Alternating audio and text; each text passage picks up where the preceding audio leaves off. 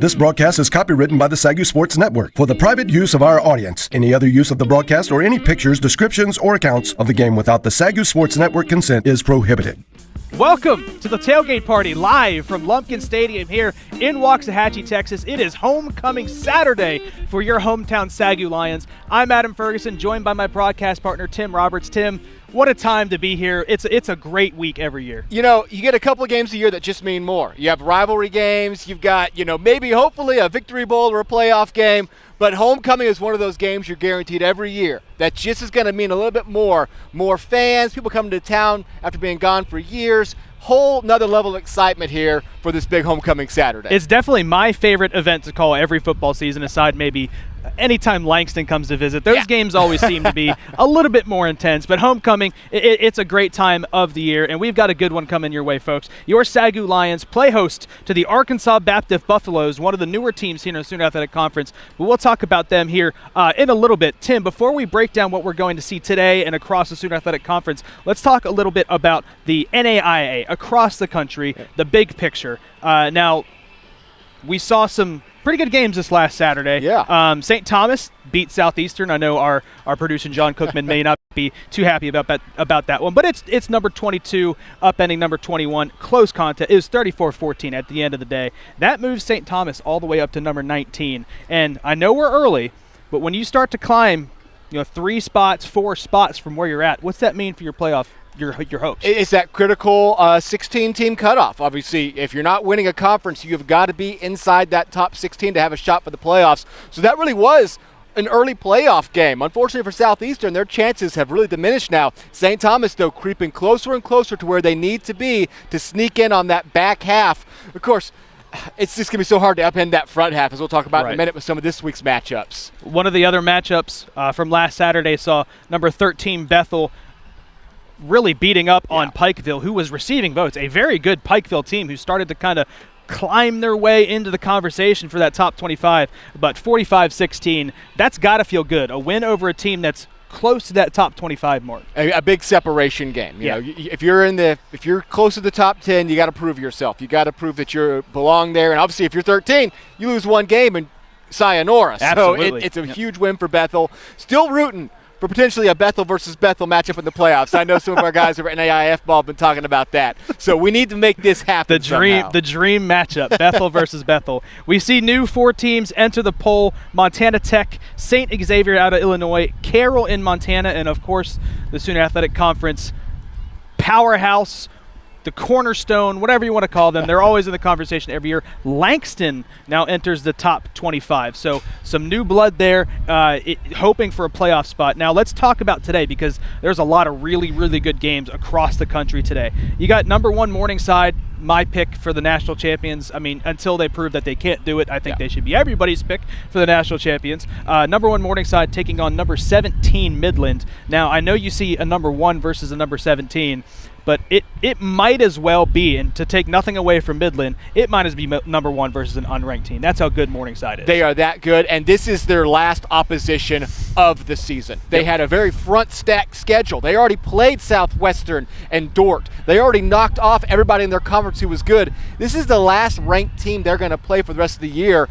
If they win today, like we probably assume they will win today, it's a bye to the playoffs for Morningside. They are that much of a powerhouse. So this is the last chance for anybody to take a swing at Morningside until late November rolls around, pretty much. And then you've also got Bethel, one of the teams you mentioned earlier, after a big win last week against Pikeville. They play number 8 Georgetown. So they go from a team in Pikeville who's receiving votes all the way up to number 8 Georgetown. Tell me a little bit about this matchup. This might be game of the week. Yeah, definitely, because as we just mentioned a moment ago, this is that game you can't afford to lose for either of these teams to put you in jeopardy of missing the playoffs. Winner, that's your statement win. You're inside the top 10 safely at that point. Georgetown really has just looked very impressive. They're one of the only teams I would say outside of the top 5 that has a shot. Yep. They've looked that solid. We'll talk about Auto Arizona in a minute, but we obviously got to prove that a little bit more. Georgetown, a little bit more of the pedigree, and I think outside of the top 5, they're one of the few who has a shot to win this year. And then we move on to Concordia, Michigan versus number 9, Concordia number 15 versus number 9, Indiana Wesleyan. Really, just another really big matchup between 2 top 15 teams. I can't underestimate this or undersay this enough. It is a really, really good weekend of NAIA college football, and it's really at this point, first day of October, we're starting to come down to the best time of the year. Yeah, crunch time. You're running out of time. If a mistake will cost you everything, and a statement win is probably enough, especially when you look at statement wins late in the year. You know it's against a team that deserves to be ranked. This is not a team that was ranked in the preseason who wasn't as good as you thought they were going to be.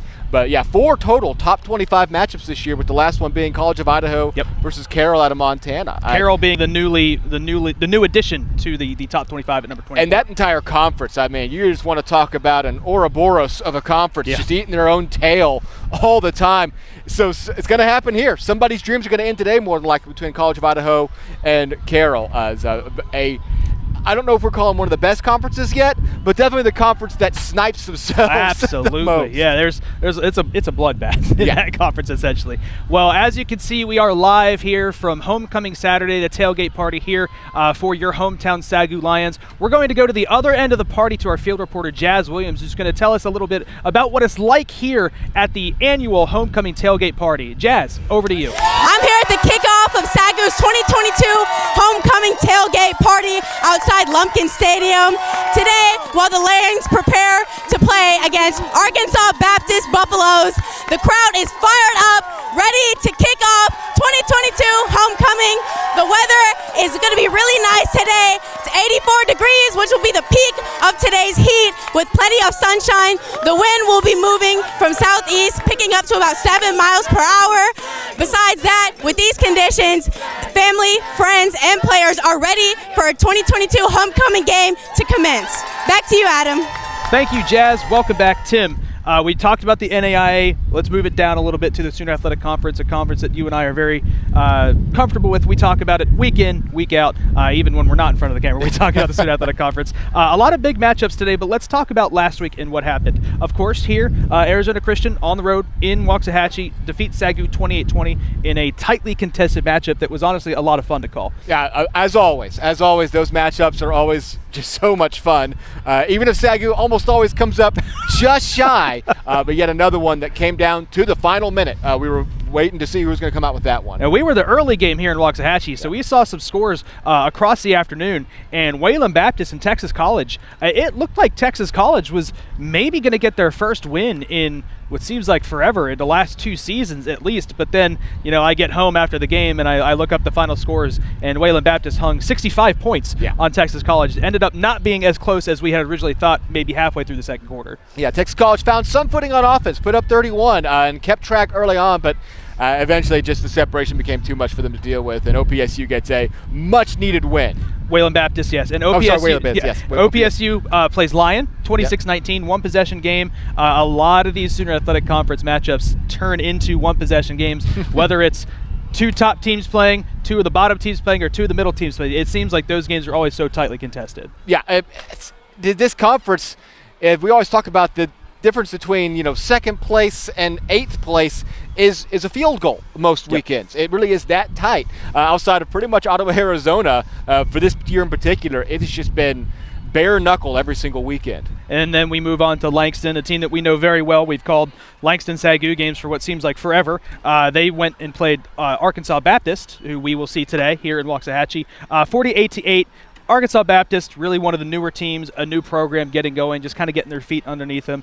Really all you can expect from that matchup, 40-point win. Yeah, pretty much expected. And Langston, following last year's script to a T so far, starting off undefeated, but with everything still in front of them schedule-wise. And then, of course, Ottawa of Arizona ends the last week's matchups, defeating Louisiana Christian 45-13. Ottawa of Arizona is just cruising. We'll talk a little bit about what they have going on for them today. They are cruising through the Sooner Athletic Conference right now. Yeah, so far, had the one close game in Fort Worth against Texas Wesleyan. Other than that, they have just looked so impressive. And this game in particular, Louisiana Christian, they're not to be taken lightly. They had an early lead in that one. I kept track. I'm not staying up too late for an Arizona game. I got to get to bed. But I went to bed thinking, maybe, just maybe. And I woke up and went, nope, not even close. Now let's move on to this week. We've got our picks in for this week. First matchup, we're going to talk about Lyon versus new top 25 team Langston.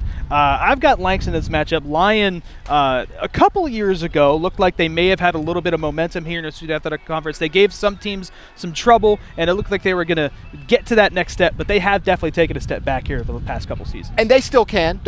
Obviously, they hung tight with OPSU last week, but I don't think anybody's picking against Langston this week. No.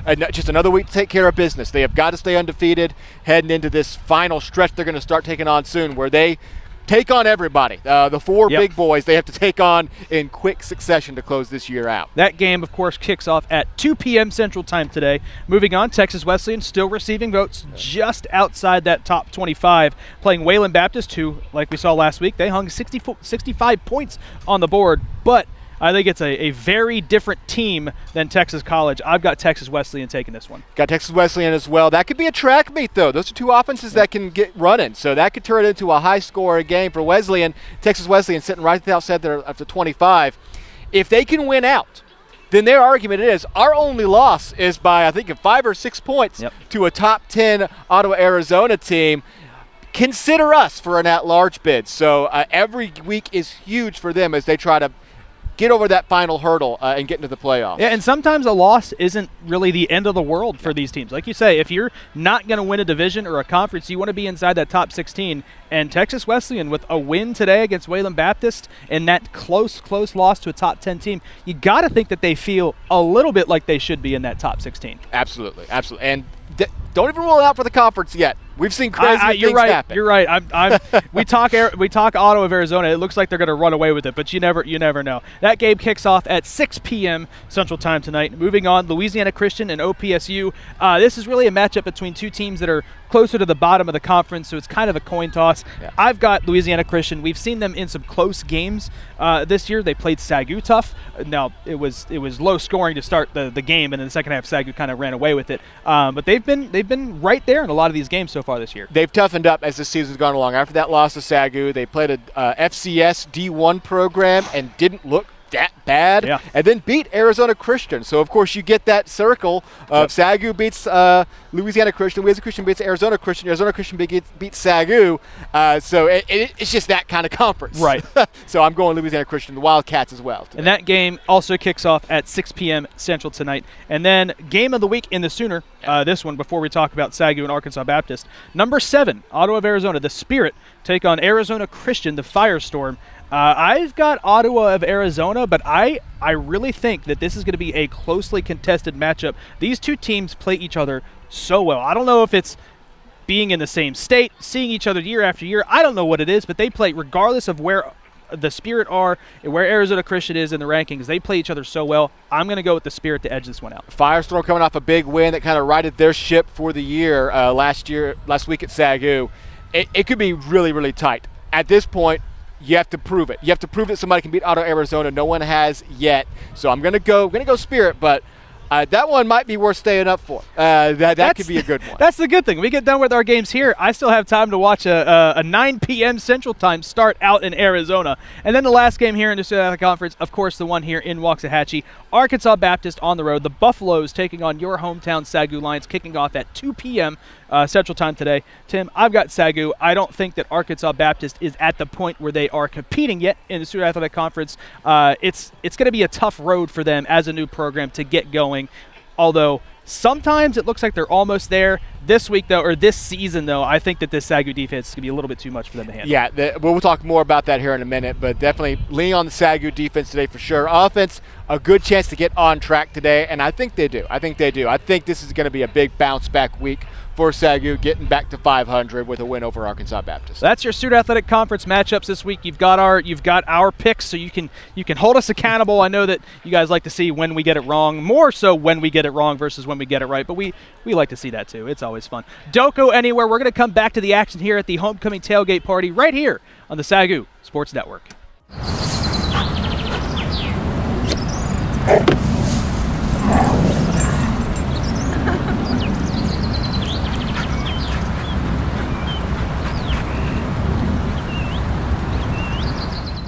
At Raising Cane's, we're huge football fans, but we're also fans of your local fundraisers and fun runs, small victories, and big ideas. And yes, even a neighborhood animal shelter. I was getting to that. Plus over 30,000 other partners in the communities we serve. When you order our hand-battered chicken fingers, craveable cane sauce, and jugs of freshly made tea and lemonade to cheer on your home team, you're also supporting your hometown. Raising Cane's Chicken Fingers, one love.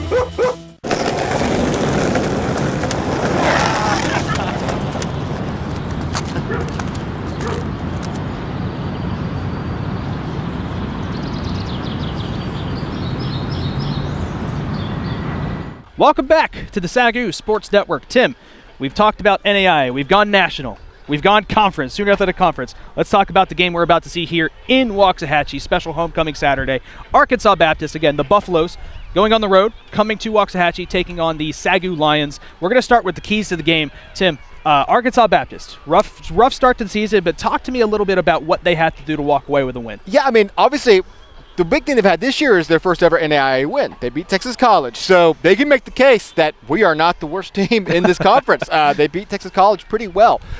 Doesn't mean today's going to be easy, though, for them at all. And if anything, you come in just with that extra motivation of trying to ruin somebody's homecoming Saturday. The way you're going to have to do that is steal a few drives. We saw a couple of tip drill interceptions last week thrown by Briley Green that weren't even necessarily his fault, just kind of bounced wrong. Those chances will probably come again today. If they come, you've got to hop on that. You've got to make that pick. You've got to steal a few drives, erase a few SAGU scores, give your offense a couple of opportunities deep in SAGU's territory. That's what's going to take some big plays like that.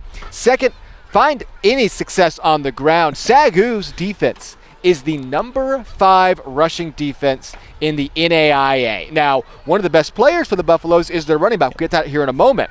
So if you can be the first team to get any sort of traction on the ground, and that's where I imagine we'll see most of that happen, plus that's how you shorten the game. Even if you're not scoring, if you're running that clock, keeping that game short, keeping it where SAGU can't pull away too much early, just keep the game tight. So keep the game on the ground, try to find any way to get success against this fierce SAGU rushing defense. And last, draw flags, kill drives, and steal first downs. SAGU is the 5th worst in penalty yards per game right now, with 104 penalty yards a game. On both sides of the ball, that both keep drives alive. We saw it happen last week with a drive getting kept alive late on a roughing the punter penalty that allowed Arizona Christian to score a late touchdown in the first half. Draw those flags. Run the kind of routes that draw pass interference. Rush the quarterback all out and try to draw holding. Stall SAGU drives and keep some of your own drives alive on 3rd and longs with an illegal contact here and there. Just anything you can to get that one leg up. It's going to take a lot today, but if those 3 things go in their favor, we could be looking at a pretty exciting game come 4th quarter. Absolutely, and we're going to go to the SAGU side of things. In order to win today for the Lions, efficiency. I like to call these types of games the get-right games. Fix what went wrong last week. Briley Green, 27% completion percentage last week, was not good through the air, and it kind of there were throws that were missed, guys were open. Work on that this week. The get-right game is a game against a team that you should win. Get things going, get your feet underneath you. Get in a rhythm. Get your young freshman quarterback in a rhythm. See what he can do through the air. And then, like you said, one of the things that they do well is their rushing attack. Ray Atavian, 6 yards a carry last week, and SAGU does boast that 5th-ranked rushing defense in the entire country. We're not talking conference. We're talking the whole country. Just don't fall asleep in the run game. Play tough. Play hard. You may or may not be on the field a lot this game, depending on what the offense brings to the table, but don't get beat in that running game, so kind of contrary to what you said. And then the last one, last week we saw SAGU score 3 plays over 40 yards, and that one play was 40 yards. We saw a 60-yard touchdown and I think a 70-yard touchdown last week. You can't expect to hit those home runs every single drive, every single play. Let's get some sustainable drives. I like to see those 11-play, 6-7-minute drives, kill time off the clock, keep your defense off the field, get them rested, try to get a little consistency, give that defense a break, and, like you said, shorten this game. Get in, get out, get a homecoming win, get ready for next week. So that's what I think SAGU has to do today to execute a win here on homecoming Saturday. Our field reporter, Jazz Williams, is down on the field with Coach Greg Ellis. Jazz, what does Coach have to say about today's matchup against the Buffaloes? I'm here on the field with Coach Ellis. Coach, what is your energy coming into today for your first homecoming at SAGU? That's the biggest draw. It's homecoming, you know what I mean? And we had a real emotional morning this morning with our seniors, and so it's about them right now. This is their last homecoming game that they get to participate in, and so we want to make sure that we're doing our best as coaches. And I told the other guys, you owe it to these seniors to perform your best today, and hopefully we come out with a win for them. What has been the experience for you so far with this whole week, with the homecoming festivities? How have you been able to just soak it all in being new to SAGU? That's it. It's a lot to soak in, but it was a really fun week. Last night we had I would just call it a banquet, if you would, and that was good to see the things that's new here at SAGU that's coming forth. And so the alumni coming back, getting involved as much as they do. It was a great week, superior week. Now getting to the meat of today, you guys are playing the Arkansas Baptist Buffaloes, and they're a pretty fairly young team. What is your evaluation of this team so far? Well, actually, I think they have more talent than people recognize, in my opinion, or give them credit for. But when you're young, sometimes it takes a while, or it takes longer for it all to gel together, if you would. So I think they're a young team that's on the come up, if you would, and they got a lot of talent, I think. Thanks, Coach, and good luck today. Back to you, Adam. Thank you, Jazz. Thank you, Coach Ellis. So we talked about the keys to the game as a team, what they have to do to execute. Let's talk about the guys that carry that out today. Tim, let's start with the Buffaloes. What do you got for me? I mentioned his name already, but it's Ray Atavian, running back Ray Atavian. Last week, he had 94 rushing yards. And against Bethel earlier this year, he had 102 rushing yards. So those were two lopsided losses where he was hitting near or above the century mark. So even in a game that shows that they stay dedicated to the run. Just because they get down early doesn't mean they start passing. So if Atavian can have more like a 150 game today, he could keep his team in this. Second, wide receiver Justin Hughes. This team does not find a lot of success through the air, but if they do, it's going to be through a guy like Justin Hughes. You got to target him a lot, and he needs to step up today, make some big catches. No drop passes. If you're open and you drop a pass, you just probably kill one of your only chances against this SAGU defense. And last, Jakari Mosley had 1.5 tackles for a loss last week against Langston. That's notable because last week SAGU had a guy go against him pick up 5 or 6 tackles for a loss. So if there's one guy that's going unchecked against the SAGU offensive line that needs to improve as the season goes along, disrupting Keaton Dudek, getting in Briley Green's face, watch for Mosley to be the guy that might be doing it today. Absolutely. And for SAGU, I called out the offensive line last week. Turned around, had the first 100-yard rushing game of the season. So I'm going to put it back on the shoulders of All-American running back Keaton Dudek. Arkansas Baptist almost gave up 300 rushing yards last week. Not total yards, rushing yards last week. Today is one of those games where Dudek gets right back in the conversation for best running backs in the country with a big performance today against the Buffaloes, who look weak against the rushing offense. And then secondly, Colby Tanner. Last week, while Briley Green was ineffective last week, again, 27% of his passes, Colby Tanner was his favorite target, and he always seemed to be open either in the flat, across the middle of the field. It looks like there's a connection happening between Green and Colby Tanner. Colby Tanner, like a lot of guys, if you remember Justin Allen from a few years ago, just always seems to find a way to just be open and be that safety blanket. Now, a lot of times you see a safety blanket be the running back or a tight end, but Tanner's coming out of the backfield. He's in the slot and is just consistently open. Very good route runner. Look for him to be the highest targeted receiver today, most likely here for freshman quarterback Briley Green. And last but not least, I like to do this. I can't ever keep it to just 3 players. I got to go with the edge rushers, Chris Bacos and Keith Hargraves. I rewatched the majority of the game from last week, and almost every play, either Bacos or Hargraves were chasing down the quarterback Tyler Duncan for Arizona Christian. It's just every play, these guys are pinning their ears back, and they are trying to get to that quarterback.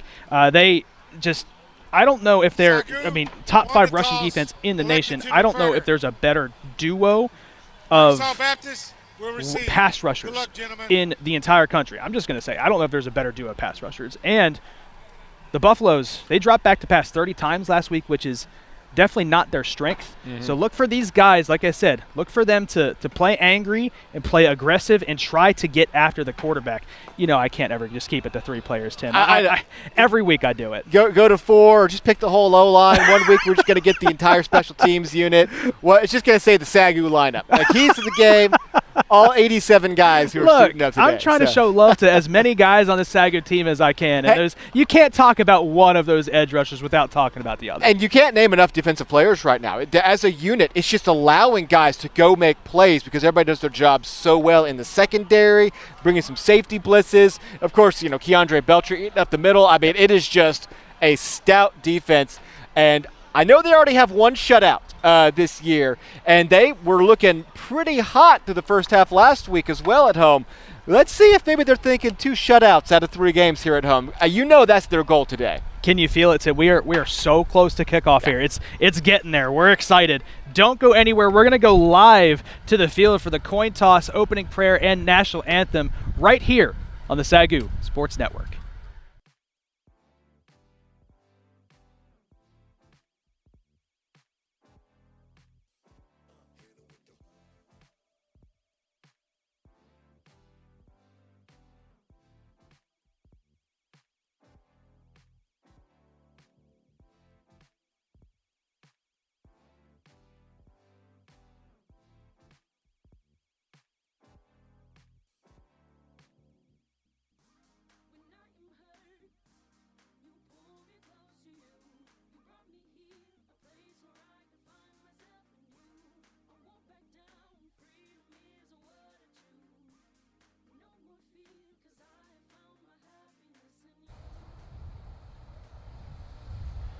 Gracious God, we thank you for today. We thank you for this time here. Lord, we thank you for protection for everyone who has traveled to make it to this game. Lord, I pray for all the players, the officials. I pray that you protect them from all injury and all harm. Lord, I pray that you be with us as we travel back home as well. Lord, may you be with the fans, all the spectators as well during our festivities of homecoming. And may we always honor and glorify you. We ask all these things in Jesus' name. Amen. Oh, say, can you see by the dawn's early light what so proudly we hailed at the twilight's last gleam, whose broad stripes and bright stars through the perilous fight, oh, the ramparts were so gallantly streamed, and the rocket's red glare, the bombs bursting in air, gave proof through the night that our flag was still there. Oh, say does that star-spangled banner yet wave? Oh, the land of the free and the home of the brave.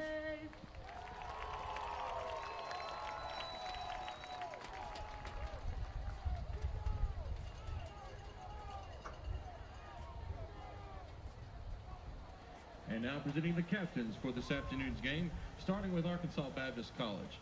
Number 4, Amarian Watson. Number 21, Jacob Park. Number 36, Robert Jackson III. Number 93, Cordarius Linton. Captains for the SAGU Lions, number 10, Zach Nelson. Number 35, Kieran Woodley. Number 66, Evan Greathouse. Number 84, Justin Campbell.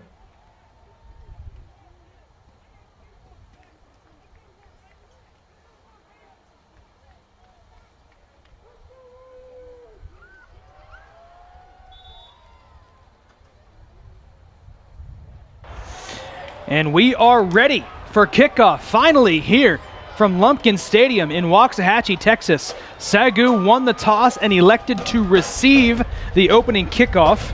The captains for SAGU, number 84, Justin Campbell, number 66, Evan Greathouse, number 10, Zach Nelson, and number 35, Kieran Woodley. For the Buffaloes, number 21, Jacob Park, 99, and Darius Wilson. Number 4, Amarion Watson, and number 38, their kicker, Isaac Guadrone. As we get underway here, I misspoke. SAGU won the toss and elected to kick to start the game, electing to receive the ball at halftime. My mistake. Tim, we're ready. Homecoming 2022. It's time. And we are underway. The kickoff from Woodley, fielded at about the 9-yard line. Looking to make something happen here. Bounces it outside, breaks 2 tackles. He's up past the 30, out of bounds at the 35-yard line. And that is where the Buffaloes will start their opening drive here on offense. And that is Atavian Ray taking the opening kickoff just over about 30 yards. Looking good right there, finding a little bit of a gap to the outside.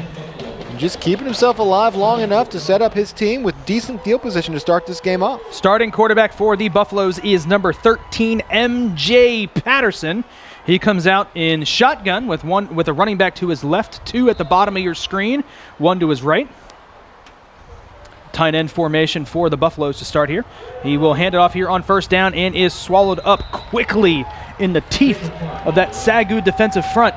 And I don't even think I need to tell you who made that tackle. About to say, if it's into the teeth and somebody goes down immediately, I don't have to wait for the number. You know that is Keandre Belcher right in the middle. Just the run stuffing specialist now as that center defensive player in this 3-4 defense. 2nd and 10 here for Patterson. He's going to hand it off again. Tries to bounce it out, is brought down and swung down after a gain of, we'll call it about 3 yards there on 2nd down. Make it 3rd and 7. Another testament to this speed of the SAGU Lions defense. It is just so quick that there's almost no way your play can develop fast enough for how fast they have been getting into the backfield against everyone they've played this season. 3rd and 7 here for Patterson. This homecoming crowd comes to life. Back to pass, looking out into the flat, has a man, brings it in, a really good catch, but unfortunately for the Buffaloes was unable to keep his footing. That was Desmond Newton on the outside. Makes it 4th down. If that was on the money, Newton would have had a shot to turn back upfield and get the first, but it throws him off balance, and he's going to be about 3 yards shy, and that will bring the Buffaloes punting unit out. So what the SAGU defense has been specialists at this year, forcing 3 and outs. 4th and 3, the punting unit out on the field for the Buffaloes. David Anorve is on to punt. Slow snap, he bobbles it and he gets it off. It's end over end and a lone line drive out of bounds. SAGU is going to have very good field position here as the punt was shanked. This just comes down to where the ref thinks he saw it cross out of bounds. He's still walking up to, I guess they're going to mark it at the 45-yard line. So, yeah, really good starting field position for the Lions as Briley Green will take the field, as you mentioned pregame, a get-right game. You had some really good moments week 1 in these 2 losses. Has faced a lot of pressure. It's welcome to playing college football as a freshman. Let's see if he can get right today and get back on track for his freshman campaign. He's going to get the defense offside. He's got a free play. He lets it go deep, looking for his man. It's brought in. Paul O'Deedy goes up over the defender, brings it in, and SAGU's got a huge gain on the free play after the offsides. That's all 6'4" of O'Deedy going up to get that one. Offside. Defense. The whole defensive line. That penalty decline. Result of the play. First down. I've heard false start everyone but the center, but I've never heard offsides the whole defensive line. Don't forget, Briley Green did a pretty good job last week. He had a couple of times that he drew the Firestorm offsides, had some free plays, took full advantage of that one, getting the Lions down to the 33-yard line. Big pitch and catch there from Briley Green to Paul O'Deedy. The Buffaloes bring pressure. Green in the middle of the pocket, in and out of the hands of Colby Tanner, and almost intercepted on the rebound. There's that tip drill defense I was talking about. This is going to be a well-delivered pass right over the middle. Colby Tanner, I feel like you can already see that head starting to swivel there. He was thinking about the yards after the catch and didn't complete the process of actually bringing it into his body. But lucky that didn't get chipped a little bit higher, or it could have been intercepted. 2nd and 10 here for the SAGU offense.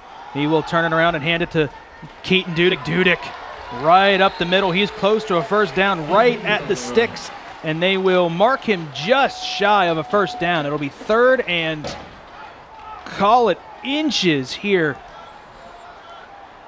Yeah, he gained 9.5. The 2021 all-purpose yards leader in the NAIA. Still looking for that true breakout game. Obviously, he broke 100 last week, but that's what he did in the first half most times last year. This, I think he knows this could be the game that he can truly go off. They will hand it off to Dudek. Dudek cuts it back. He's got enough for a first down. Needed a half a yard, and he got 1.5. Move the chains for the Lions, and SAGU almost in the red zone. Going to do just enough here as the offensive line breaks down and the Buffaloes gang tackle them. But when you only need half a yard, you don't have to stall for long to get Dudek the room he needs to pick up 1. SAGU going with a tempo offense here. They're not allowing the Buffaloes to make any substitutions. 1st and 10 here from the 22. 2 out to the left here for Green in the pistol. The Buffaloes bring pressure. Swings it out to Dudek. Dudek in the open field past the 20, down past the 15, and is brought down at the 18-yard line. It'll make it 2nd and 1. Design play to get the ball into Dudek's hands, and that's definitely going to be a thought process moving forward, is how can you get the ball to him? You know he is still your best player on offense. Do everything you can to make sure he's getting 30 to 40 touches a game on the ground and through the air. 2nd and 1 here for the SAGU offense on their opening drive. Green takes a snap. He's going to hand it off to Dudek. Dudek stretches outside. He gets swung down, but not before he's right at the sticks. It's going to be awfully close to a first down. I haven't seen them motion yet. I believe it's going to be just shy, as Anthony Island is going to be the one to break his way through and drag him down. So another 3rd and short for SAGU inside the red zone now. 3rd and 1. Green with the hard count. Nobody bites for the Buffaloes. Looks to the sideline for the play.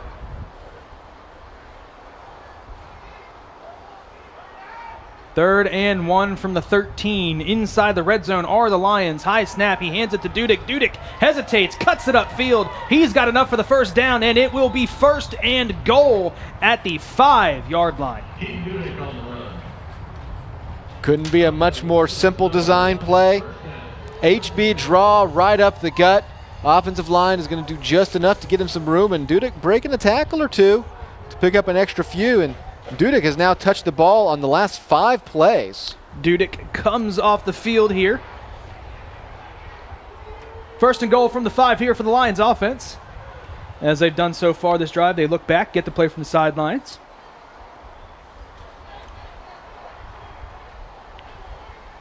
Green takes a snap. He's going to hand it off straight up the middle. Keeps the feet churning and is down at the 4-yard line. So far, the Buffaloes' defensive line is holding up pretty strong.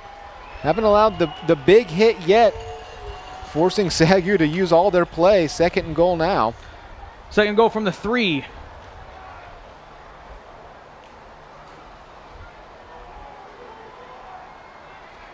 Audible looks like coming from Briley Green. Haven't seen him do much of that yet this season. Here's a snap. He's back to pass. Lets it go into the flat. Has his man. Lowers the shoulder. Gets hit hard at the goal line. And he is just shy of a touchdown.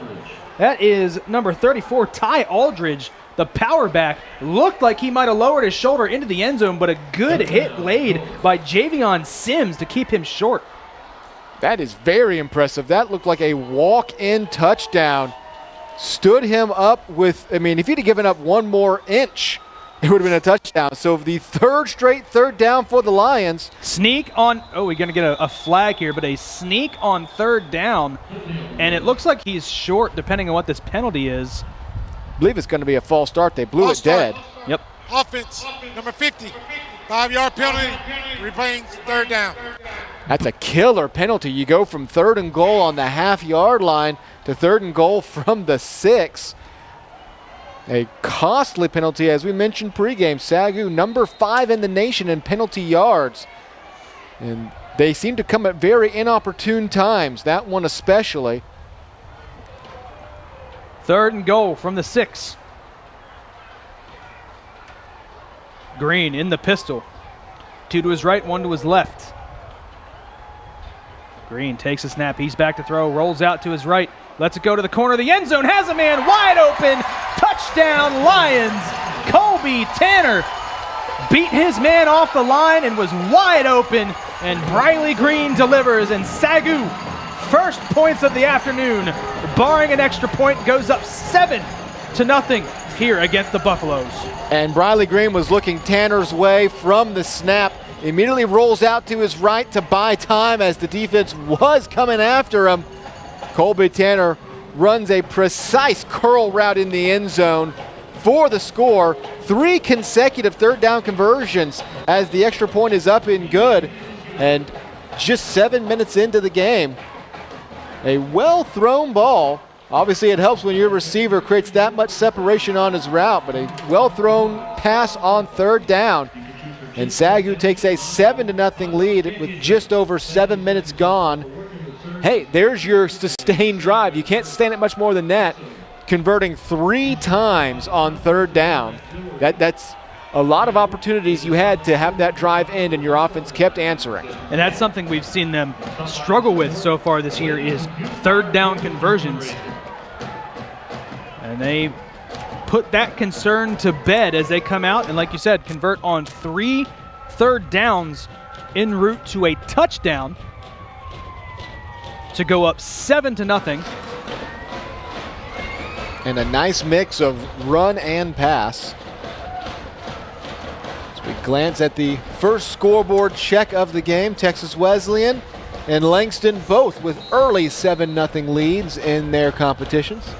With Louisiana Christian, no PSU to come later, and then much later tonight, number 7 ranked Ottawa, Arizona, taking on Arizona Christian out in the desert. Kieran Woodley on to kick off here after the touchdown. And the kick is up, and it is a very good one. It will be a touchback. The Buffaloes will come out on the 25-yard line and take over here on offense, looking to answer back with a score of their own after going 3 and out on their first drive. And if you're looking for making those incremental steps as an offense with a young quarterback, that is the first opening drive score of the year for the Lions. So their best start of the year for certain. Up 7-0 with MJ Patterson leading the Buffaloes back onto the field. 1st and 10, 4 wide here for Patterson. SAGU shows blitz, and that will be a false start. The left guard for the Buffaloes got a little bit of an early jump. Number 65 of the offense. 5-yard penalty, remains first down. Marcus Jeans on the false start. That'll move him back 5. That does not help if you're the Buffaloes offense.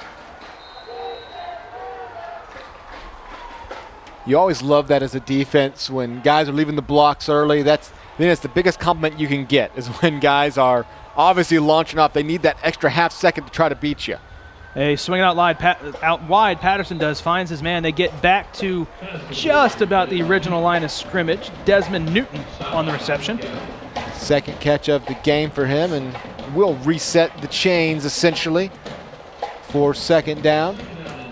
Quick hitter, and that's what it's going to take today against a SAGU defense that comes at you fast.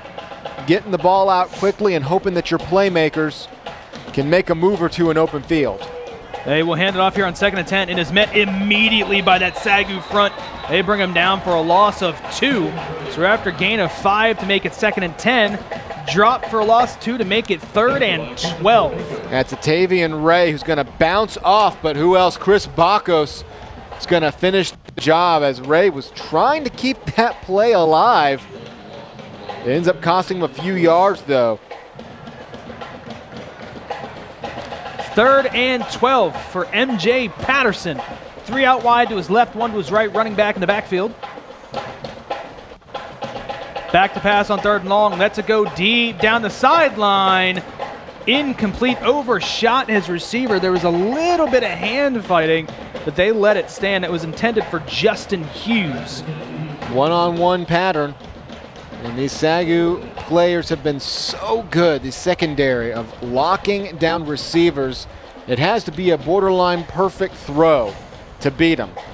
And there was a little bit of contact made there. Look at most of it was actually resulting from a heel clip, which is always going to be called from incidental. So second straight time that SAGU's defense has seemingly forced a 3 and out. Don't want to say it too quick, though. We've had a number of those get called back this year on either fake punts or roughing the punter penalties. Pretty good punt there, all things considered, for the Buffaloes. They get it down just shy of the 35 at the 36-yard line. End-over-end, low line drive kick that time for Norve. So just over a minute gone on that Buffalo drive, and SAGU's offense will retake the field. This is a big opportunity to establish this ground game early on, start wearing down this Arkansas Baptist defense if they're going to be sent back quickly on these 3 and outs. 1st and 10 here for Briley Green. Checks with the sideline, gets his play. Takes a snap. He's going to turn around and hand off to Dudek. Dudek waits and finds a hole. He cuts it upfield and tripped up just shy of the 50-yard line. Huge run there on 1st down. They're going to mark him right at the 50 for a gain of 14. Good swing blocks by the offensive line there, leaving the left side, coming over to open up that gap, giving him enough time to be patient. That's his problem. If you need that patience in the backfield, but when guys are penetrating so quickly, you can't wait around or else you get thrown off your feet. That time the offensive line did their job to perfection and gave him time to get down the field. Green across the middle of the field finds his tight end. He escapes one tackler, but then is brought down after a gain of, call it 5, that is Zach Fuller. Saw Fuller get into the action a little bit more last week as well. That's what you need with a young quarterback. You need a nice safety valve of a tight end, and Zach Fuller has been standing out in that category. 2nd and 5 here for SAGU's offense after the completion to Fuller.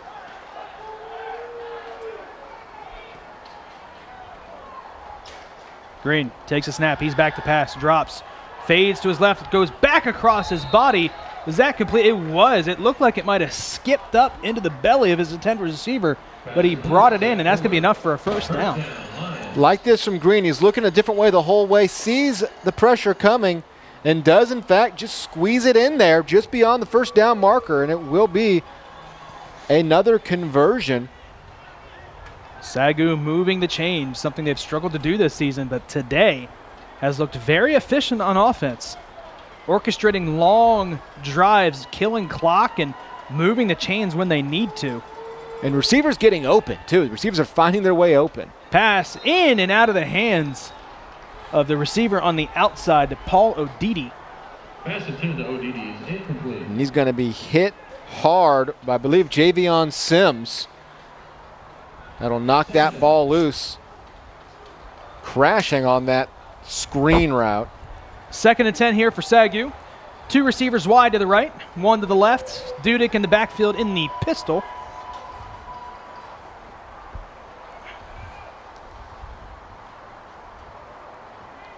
Dudek takes a snap. He turns around, hands it off to Dudek. Or Green takes a snap, hands it off to Dudek. Dudek for 2 yards there on 2nd and 10, make it 3rd and 8. This will be the 4th third down they've already faced. So they're not doing it with quick big plays, but they have kept the chains moving. Make it 3rd and 7. Here's another 3rd down opportunity for the SAGU offense. They've been very good they were very good in their first drive. And realize you might have 4 downs in your pocket right now here at the 37-yard line. So don't be afraid to pick up 4 or 5 if it's there. They make it 3rd and 8. They move it back a yard. 3rd and 8 here for Briley Green. Takes a snap. He's back to pass. He steps up, rolls out to his right, looking for his man in the flat. That was Zachary Johnson, and just threw it behind him. So that'll bring up 4th and 8, and it looks like the punting unit will come out here for SAGU, and they will give it back to the Buffaloes. That's one where Green needs to reset his feet. There's no real pressure there. His receiver has plenty of space. Either A, run it yourself, tell your receiver to go down the field and block, pick up 5 or 6, like I said, and set up for a 4th down, or reset your feet in that situation. There's no pressure coming. Plant your feet back and hit your receiver square in the chest. Instead, on the run, he throws when there wouldn't be any pressure. And maybe that is just the byproduct of the pressure he has faced the last 2 weeks. But that's one where you got to be more aware of the situation around you. Ryan Lewis with a fantastic punt down at the 5-yard line. Ryan Lewis, the freshman, has been absolutely phenomenal this season at pinning the opponents deep in their own territory. I believe it was 4 punts inside the 15 last week. He has been the true definition of a specialist. And the thing that's always amazing with these punters, it's one thing to, just leg it and, crush it 60 yards. The technique of making sure it lands correctly, because make no doubt about it, that is a technique. That is not a lucky bounce. That is practice day in and day out to make it stick in the turf and not roll in the end zone. That's what he's so good at. He's got that tiger roll. The ball is fumbled, and he's down in the end zone. That should be a safety, and it is. The signal comes in from the sideline. The snap never got to M.J. Patterson, and he bobbled it, and unfortunately for the Buffaloes, was on the ground when he picked it up, and that results in a safety. SAGU takes a 9-0 lead. Tim, that came out of nowhere. And just a bad snap set up by special teams. Therefore, we have a safety. Special teams pins the Buffaloes deep. A bad snap, and the moment he actually picked it up, because he had to go to the ground to get it, gets behind. He needs to scoop it here. Instead, he falls on it and is trying to get his knee out back in front of that goal line, but it was too late. He was down in the end zone. So a safety in which essentially no one is going to get credit for the sack. I'm going to tell you who gets credit for that safety, and it's Ryan Lewis. He officially gets 2 points on the score. Absolutely. That safety was not influenced. It was a bad snap, and if that ball is at the 7-yard line, he's only down at the 2. That ball punted perfectly by Ryan Lewis, put them at the 5, and that snap right at the goal line turns out to be a safety. So credit, if you can, credit that safety to Ryan Lewis with the phenomenal punt. Either way, it is a true defense and special teams effort that will get the ball back into their offense's hands. Up by 9 now. Fisher Ort to punt the free kick back to the Lions. And through the hands of Jalen Moss into the hands of Justin Campbell. That was weird there. And still got it up to almost the 50-yard line. That's a left field situation. 2 guys yelling, "I got it." Could have been disastrous. Yeah, Moss is going to step up and hop for it. And there it is, just like they drew it up. So good starting field position. After the safety and free kick, Riley Green will lead his team onto the field at the 48-yard line. 3.5 remaining in the quarter. 1st and 10, Green comes out with 2 to his left, 1 to his right. Still in this pistol formation. Tight end in is Zach Fuller. Dudek in the backfield. Green hands it off to Dudek. He cuts it up the middle, cuts it back outside, lowers his shoulders, picked up and driven down. That is the definition of a form tackle. My goodness. Wren. Dudek, patient, finds the first hole. Here he goes. No, he doesn't. Lower the shoulder, wrap up both knees, and lift him up to the ground. Dudek's not going anywhere. That is an impressive open field tackle against one of the better athletes in the NAIA. A.J. Wren needs to see if Arkansas Baptist has a wrestling team. That's a phenomenal double leg takedown. My goodness. Makes it 2nd and 5. Same formation here for Riley Green. 2 to the left, 1 to the right in the pistol. Takes a snap, he's back to pass, they bring pressure. He steps up, running for his life, cuts it back to midfield, makes the man miss, he's past the line of scrimmage, and he loses his feet right at the first down marker. Riley Green looked like he had a lot of green in front of him and just unfortunately could not keep his feet. Does a great job of keeping this play alive, though, weaving his way through the defensive players. And right about here, it did look like the play had broken wide open, and that's when he loses his footing. So credit for the 5 yards, but he knows he could have had a lot more. Once it got easy is when he lost his feet. It does move the chains to make it 1st and 10 here for SAGU.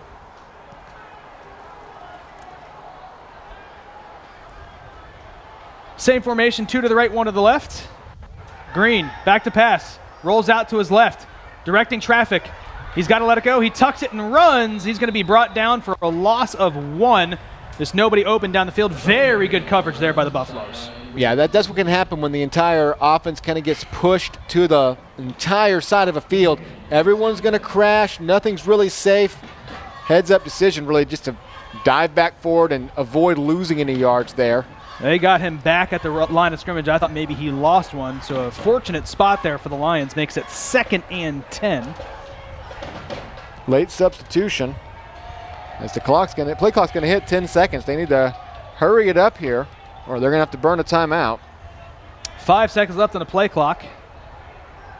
Green gets the snap off, turns around, hands it off to Dudek. Dudek up the middle, lowers his shoulder, and this time he is hit hard again by that second line of defense. But on 2nd and 10 gets 4 to make it 3rd and manageable here, 3rd and 6. We've been saying for a few weeks that Dudek just needs the room up front and then he make the rest happen. The Buffalo secondary, the linebackers and DBs have been up to the task so far as the offensive line is finding some holes for Dudek, but they have been very good with just some textbook tackling. 3rd and 6 for Green. About 30 seconds left to go in the first quarter. Green back to pass, swings it out to Dudek. Dudek in the open field, cuts it back towards the middle. He lowers his shoulder, has enough for a SAGU first down. Needed 6, got 8. And that'll move the chains for the Lions. Another 3rd down conversion. Good choice of route trees. It's going to leave Dudek open. for the little screen pattern, and Dudek does the rest. We'll see if they run a play here before the first quarter ends. Try to get a substitution on, but I think they're just going to let the quarter expire. Oh, nope, they do run a play. Turns around, hands it off to Dudek. Dudek gets past that first wave. There was pretty good. That's the end of the first quarter. Pretty good push by the front seven of the Buffaloes defense, but Dudek able to kind of cruise his way past it and pick up about a yard. And SAGU's offense has looked entirely different, not just with some success, but a much more methodical offense. We are seeing a lot of time being used. They are really doing everything they can to keep this clock moving, to be methodical in what they do, to make sure the right personnel is in, to make sure the right play is in, moving away. And that's what you need with a young quarterback. How about this? Looking around the NAIA, my eyes go very quickly to that second score where Midland, there's still a lot of time left in that one, a whole half. But at the moment, up by 2 against the juggernaut Morningside. Meanwhile, Indiana Wesleyan gets the big win against Concordia. Bethel is leading Georgetown by a touchdown. And College of Idaho and Carroll have just kicked off. So those are those key games we were previewing. And maybe we were too a little laissez-faire about Morningside's chances today. We just kind of said it was. Yeah, you got 30 minutes of football left, Tim. I've seen a lot of games like that still end 60-12. Meanwhile, in the Sooner, Texas Wesleyan, how about that start? 8 minutes in, already up 24-0, and then Langston also up 14-0. Out in Plainview, Texas Wesleyan putting on a show, up 24-0. Back here in Waxahachie, the Lions face 2nd and 9. We have flipped sides of the field. Green brings a snap in with one hand. He's back to pass, looking across the middle field. Has his man, that's Zachariah Johnson, for a short gain of, call it 3 yards. Makes it 3rd and 7. Just a 3-yard gain, but that is a route we saw them run a dozen times last week, and it felt like every throw was either a little in front or a little behind the receiver. That one was on the money and sets the team up with 3rd and mid. 3rd and 6 here, so they called it a gain of 3, 3rd and 6. Another 3rd down opportunity here for the Lions. Green back to pass. They rush 3 across the middle field. Has his man. That is Zachariah Johnson again, and he is past the line to gain. That will be another 3rd down conversion for this SAGU offense. You see right there, Green plants his feet and delivers a strike. That's where he's going to find his success, getting both feet on the ground and letting your arm do the work. Then you're not going against your own body with no traction. Those are 2 solid fundamental throws right there to pick up exactly what you needed on 2 plays. You needed 9 yards, you picked up 10 on back-to-back throws. SAGU has entered the red zone after that gain and 1st down. Green facing pressure, lets it go to the outside and has his man. Possibly the last read on that play was Troy Edwards, and Green fires it out to the flat and completes the pass. He's actually going to get over there pretty quickly. I think he saw how fast the pressure was coming and immediately got to his quickest route. Who's going to be open the fastest? And is able to just get rid of the ball at that point and avoid the sack and pick up a couple. Call it 2nd and 6. Maybe right from that 16-yard line. He'll turn around, hand it off to Dudek. Dudek cuts it upfield. He spun around, hitting the back. That was a big hit to the back of Keaton Dudek there to clean up the tackle. It's a Marion Rogers who's going to fight off his blocker and wrap up Dudek to get him off his momentum at least. Call it 3rd and 4 here from the 13-yard line. Again, another opportunity for SAGU to convert on 3rd down, and they've been very good today. Turn around and check to the sideline for the play for Briley Green. 2 to his left, 1 to his right. Dudek in the backfield in the pistol. 3rd and 4, Green. Hands it off on the delayed handoff. Dudek bounces it outside, cuts it upfield. He's down to the 7-yard line. A late flag comes in, This will be interesting because this could bring it back. Dudek had enough for a first down. Holding. Offense, number 11. 10 yards from the spot of the foul. Replay, third down. A back-breaking penalty by Zachariah Johnson. Downfield gets the holding penalty. You'll see it here right there in the middle of your screen. He just did not disengage with the defender. And that's killer because if he had just let loose, more than likely Dudek is still going to have the line to gain. Obviously, he was able to pick up a few more because of that, but Dudek, I think, safely had the 9-yard line, so that does erase a first down that you didn't have to lose. Races another third down conversion and will now reset us at 3rd and 8. Another shot at it here. Green back to pass. He's looking deep to the end zone. Goes up, cannot bring it in. Was looking for Zachary Johnson, rather, in the corner of the end zone, and could not connect. And that will bring out Kieran Woodley for the field goal attempt. Going for the back shoulder fade and just had a little too much on it. If that had been a little lower, Johnson would have had a clear shot at a toe-tapping touchdown. Kieran Woodley for a 35-yard attempt here. Yeah, instead settle for the field goal opportunity, and Woodley has been solid all year. High snap, the hold gets down, and the kick is up, and it is good. And SAGU will take a 12-0 lead here in the second quarter. A lengthy field goal drive, especially considering it started at the 48-yard line. Burned almost 5 minutes off the clock and put SAGU up by 12. So a 1-2 punch essentially of a drive that will net you 5 points after the safety. That safety, it was such a long drive that safety feels like it was ages ago. Yeah, this has been a total reversal from what we've seen in most of the games this year, where we were looking at 6, 7, 8 combined drives in the first quarter alone with all these punts. Instead, it's been really 3 long SAGU drives, one that had resulted in a punt, but 3 very lengthy time-wise, and 3 very quick Arkansas Baptist drives. They've only been on the field for 7 plays as we are almost 20 minutes into this game, and that's a loose ball. It's bobbled, and this is trouble for the Buffaloes. He's got to make a move. He's going to be down inside the 5-yard line, down at the 4. Kieran Woodley puts the ball right on the goal line, and Calvin Mitchell, Atavian Ray goes back, can't decide whether or not to let it go, and once it bounces out of the end zone, you got to try to make something happen with it. And fortunately for the Lions, unfortunately for the Buffaloes, this is where they will start this second quarter drive. You force Ray to make a decision there, because that's one of those, as I mentioned in the past. If that's a punt, you let it bounce all day. As a kickoff, you have to come in and say, where is it, where is it? And by the time you make the decision, it's too late. Back-to-back drives for the Buffaloes, starting inside their own 5-yard line. They will hand it off here on first down, nowhere to go. They gave him just a yard on that first down carry.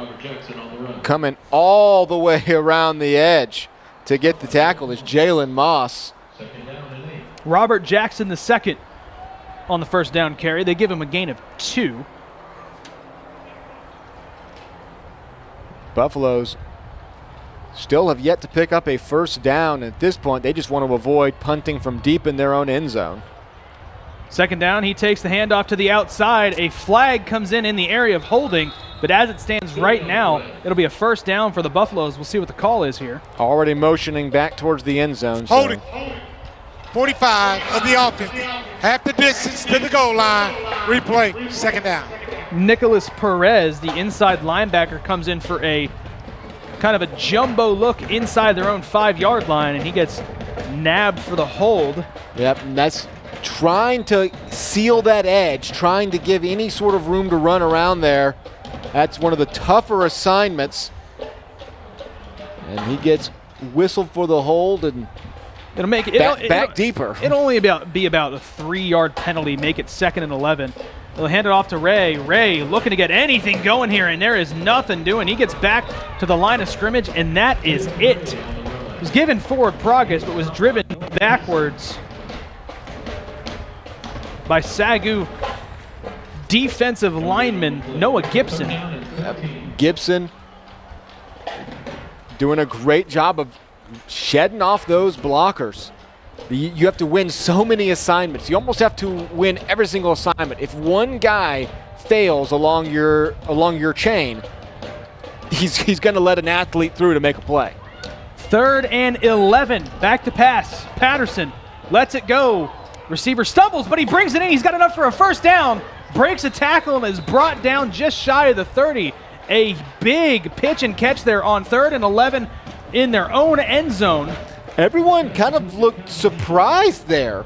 Both SAGU defenders seemed to be off their heels as though they were unsure the ball was even coming. Even the receiver seemed a little stunned that it landed there. A huge conversion. Their first down of the game will avoid the very dangerous punt for now. It was Calvin Mitchell on the reception.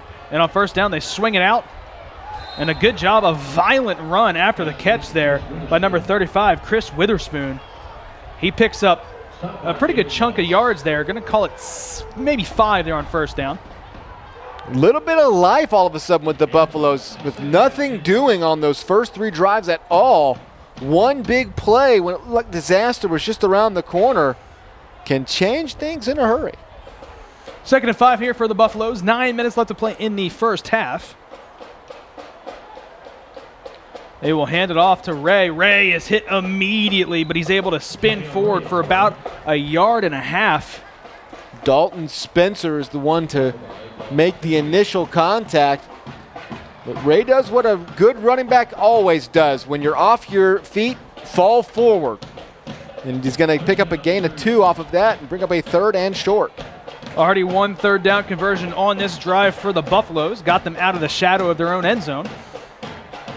MJ Patterson on 3rd down will hand it off to Ray. Ray lowers the shoulder, nowhere to go. That'll make it 4th and 2. Absolutely no push up front. Just a lot of gray jerseys in the way. Now, looked like the Buffaloes were sitting their punting unit out. SAGU has put their punt team out, but now they will. There was a little bit of a dance on the Buffalo sideline about whether or not they were going to punt this one away. At your own 35, you don't really have much of a choice at this stage of the game, but it can be tempting to looking at just a 4th and 2.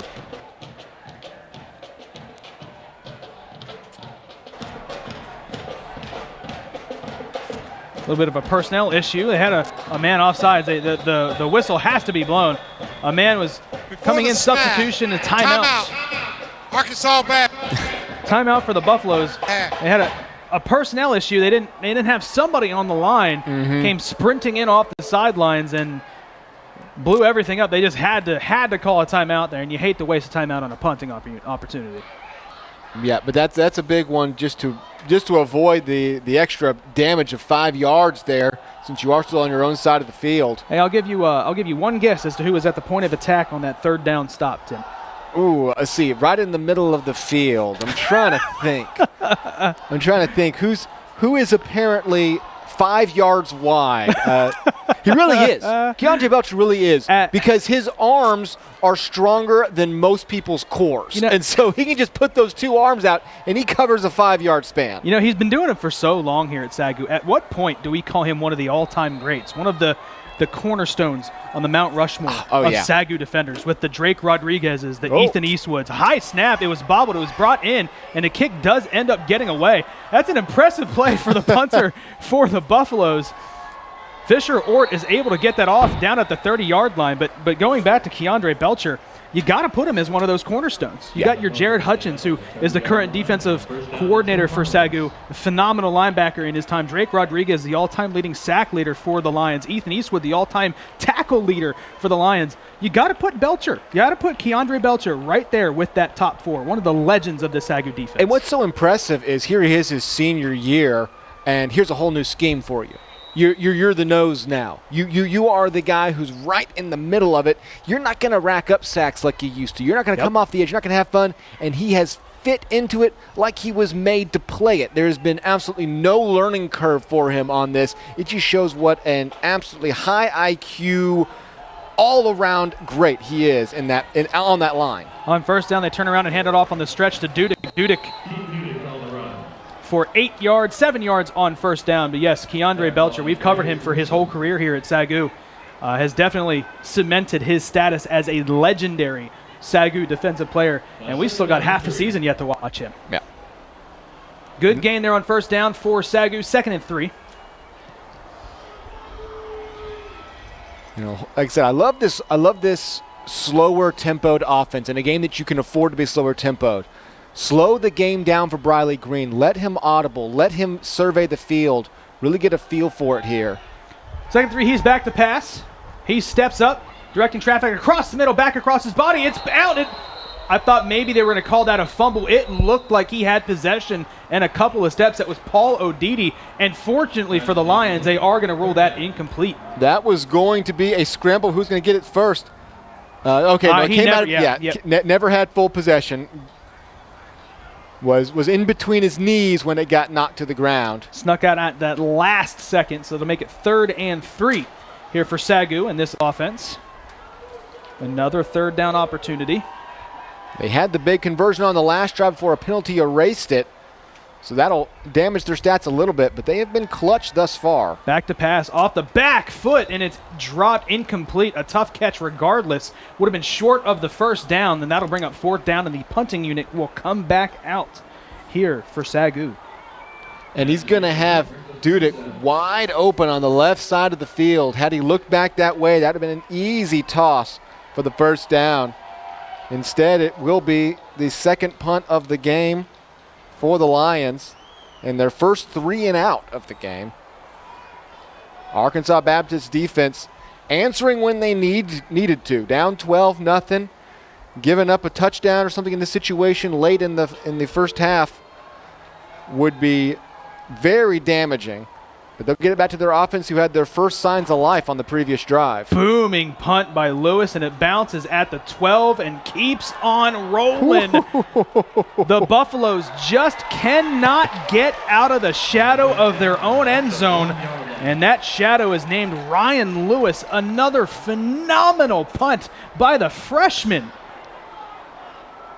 He is just absurd. It's like watching an archer who just can hit the bullseye over and over again. What he has done, and the downside is we've seen him punt a lot this year, but the upside is every time he punts, he is either bailing you out of a tough situation or pinning the opponent deep. The 3rd consecutive drive that the Buffaloes will start inside their own 5-yard line. This time, you can't get any closer. They will hand it off on first down. Not a lot of running room. They're going to give him maybe a yard. SAGU has the ball. SAGU does have the ball. The play was not whistled dead. I'm interested to see if we can get a look at this. I think they're going to give him a gain of maybe a yard. They will not rule a fumble or anything. Maybe they ruled that forward progress had stopped. They still haven't reset the ball. They're going to discuss this with the back judge maybe. It's going to be too hard to tell in that pile. Yeah, in the scrum, you're not going to be able to see. What happened there? Looked like forward progress probably had stopped at around the 3-yard line. 2nd and 9. They will hand it off again. Cuts it back and falls forward. That could be a pretty good gain there on 2nd down. Make it 3rd and call it 4, maybe 5. So they get out of the shadow of their own end zone and have a chance here to convert on another big 3rd down. Yeah, at the very least have given themselves a fighting chance here after starting at the 1. A little bit of room to work with if they are forced to punt. This is where they had their big conversion on the last drive. See if MJ Patterson has another clutch throw in him right now. 3rd and 4 here inside their own 10-yard line. Patterson back to pass, lets it go, looking for the sideline, has his man in the flat, has enough for the first down, and again, MJ Patterson stepping up to the opportunity, moves the chains and picks up a big first down. Calvin Mitchell is going to attack a soft spot in the SAGU defense. Let him run that nice out route, and it will be the 2nd straight time that Arkansas Baptist gets pinned deep, and their offense does what they have to do to find some breathing room, and they are showing some impressive signs of life right now as we are under 5 minutes to play in the half. Patterson up to the challenge and 2 big third down conversions. 1st and 10 here after the first down. That goes nowhere. They're going to give him a yard on first down. I mean, as disastrous as that first drive was, pinned deep with a quick, uncontested safety, the last 2 have been complete reversals of bailing your team out by getting those big yards, avoiding, like I said, when you're punting in the back of your end zone, especially SAGU has been bringing pressure on these punts. These punts have not been smooth. Those could be hugely disastrous. They swing it to the flat. A pretty good catch. The ball comes out. Is it a live ball? They're going to call it incomplete. And the same situation, I think, as SAGU was in, never fully had control of the pass. And fortunately for the Buffaloes, it does get ruled as incomplete. See the step here? Yeah, never got into his chest. Ref waited for a second. Gave SAGU a little hope.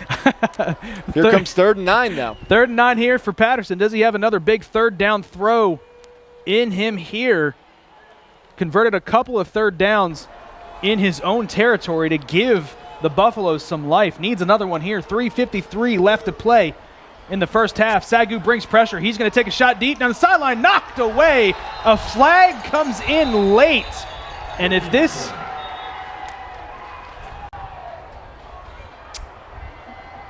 Won't be able to see here fully because that looked clean right there. Pass interference.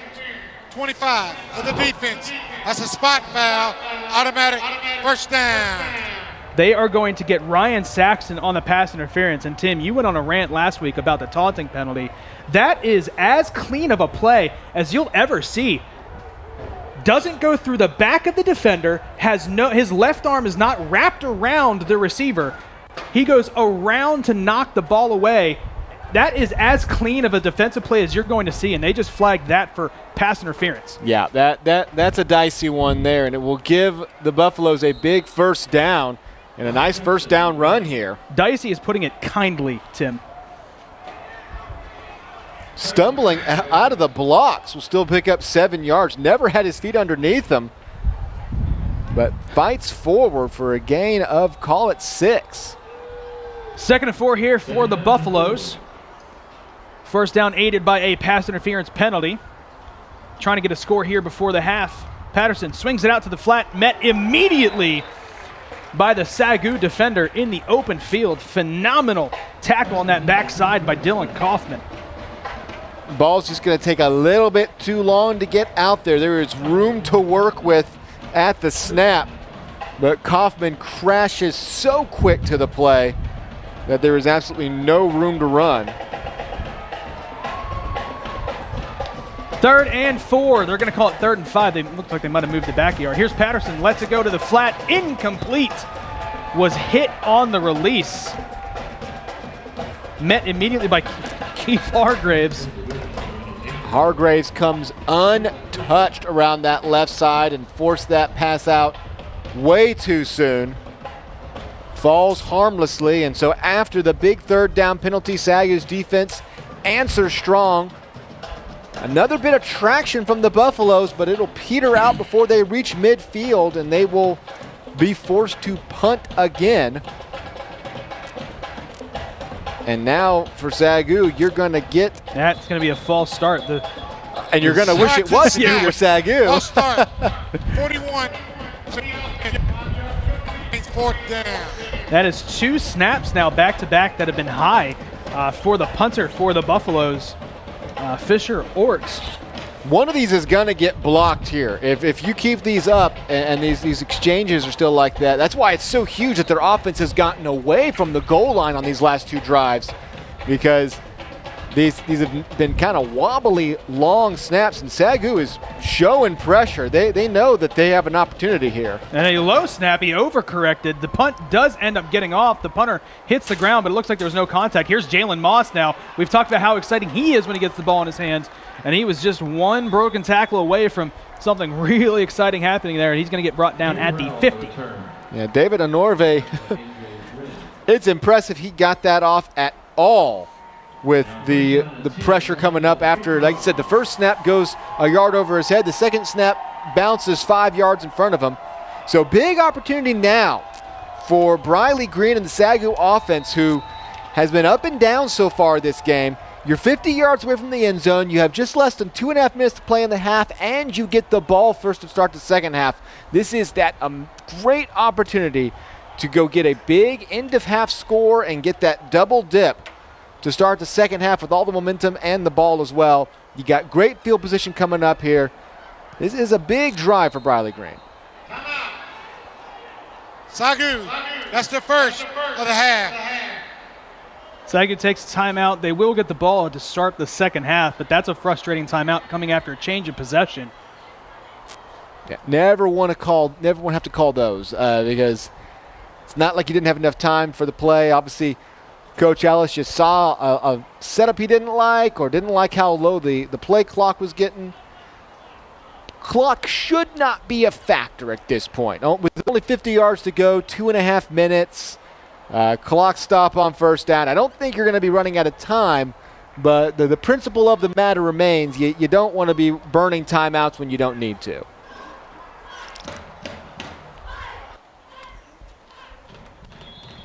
Coming out of the timeout, under 2.5 left to play. Look at the, we got a quad feed here of the current Sooner Athletic Conference game, as well as the look around the nation. Morningside, look, Tim, never in doubt. Got the lead now against Midland. And it looks like they just scored again. Or maybe that was a 2-point. I can't tell if it was a 2-point conversion. Looked like it was a touchdown. Back here in Waxahachie, 2.5 left to play. Briley Green from the 50. 1st and 10 after the punt. He is back to pass, faces pressure, tries to roll out, cannot escape the pressure. And D'Angelo Baker, first sack of the afternoon for the Buffaloes. He's just going to shred Hunter Griffin there and have a free shot at Briley Green. Nowhere for that play to go. 2nd and 19 now for SAGU. They get offsides. Free play here for Green. He lets it go, looking for Odidi. Odidi goes up, cannot bring it in, but that'll be 5 yards. Offsides against the Buffaloes. I think Briley Green has his 91 of the defense. 5-yard penalty, replay, second down. I was saying, I think Briley Green has his favorite free play target, and it's his 6'4" wide receiver. That's the second time he's targeted him, and first time Odidi pulled it in. That time he almost did with double coverage. I like these throws Green is making when he has a free play. He's thinking smart. He's getting the ball down the field, not settling for anything small. If you got the free play, go big with it. Green takes a snap, turns around, hands it off to Dudek. Dudek cuts it upfield. Gets upended, but gets pretty decent gain there on 2nd and long. Makes it 3rd and 8. Leroy Thomas is going to be the one to lower the shoulder down. These Buffalo defensive backs, they know how to make an open field tackle. 3rd and 8 on the way here for SAGU. 1.5 left to play here in the first half. No hurry here for SAGU's offense. If they convert here, we may see them start to go up-tempo. Green takes a snap. He's going to hand it off to Dudek. Dudek up the middle, makes a man miss, hops over a guy. He's got open field, down past the 30, turning on the Jets. 15, 10, 5, touchdown. No, we're going to mark him out of bounds at the 1-yard line. Keaton Dudek goes 47 yards from the 48 and down at the 1. Point of attack right up the middle, and then once he starts running to the edges, you know he's going to work. Great blocking on the outside by Justin Campbell.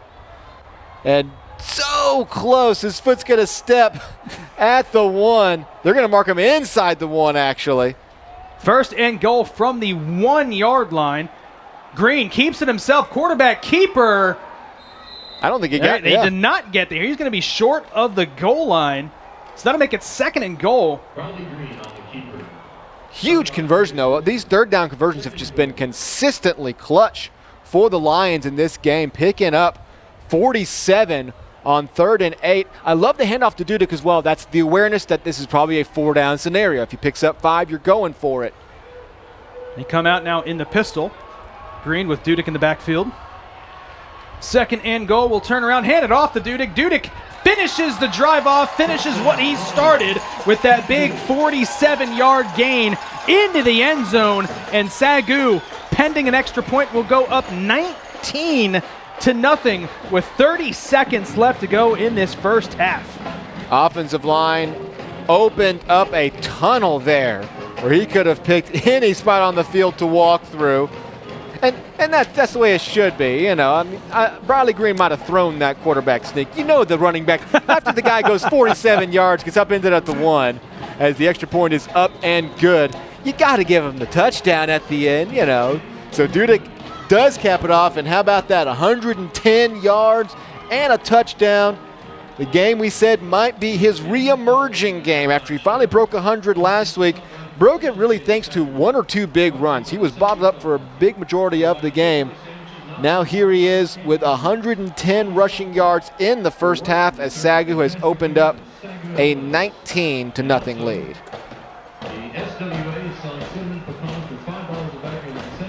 He could have walked into the end zone backwards. That's how big the hole was for him. You don't really see holes like that on the 1-yard line.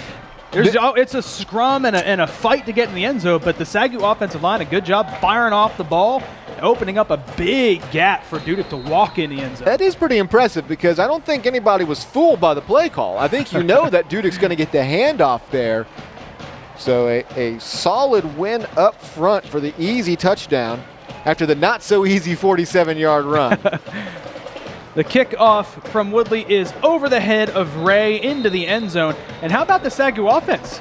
Start the drive off with a sack, lose 9 yards, makes it 2nd and 19, and they're able to battle back 2 runs, 2 running plays to pick up. They get 10, and then they are aided by the offsides, but they get 10 back, and then a huge 40-plus yard run by Dudek. Yeah, very, very impressive drive considering how it started. You look at the stats here. Bradley Green, 10 for 16, just 71 yards, but he had the touchdown. Jalen Moss, 3 tackles, 3 of them solo, and Dudek showing out.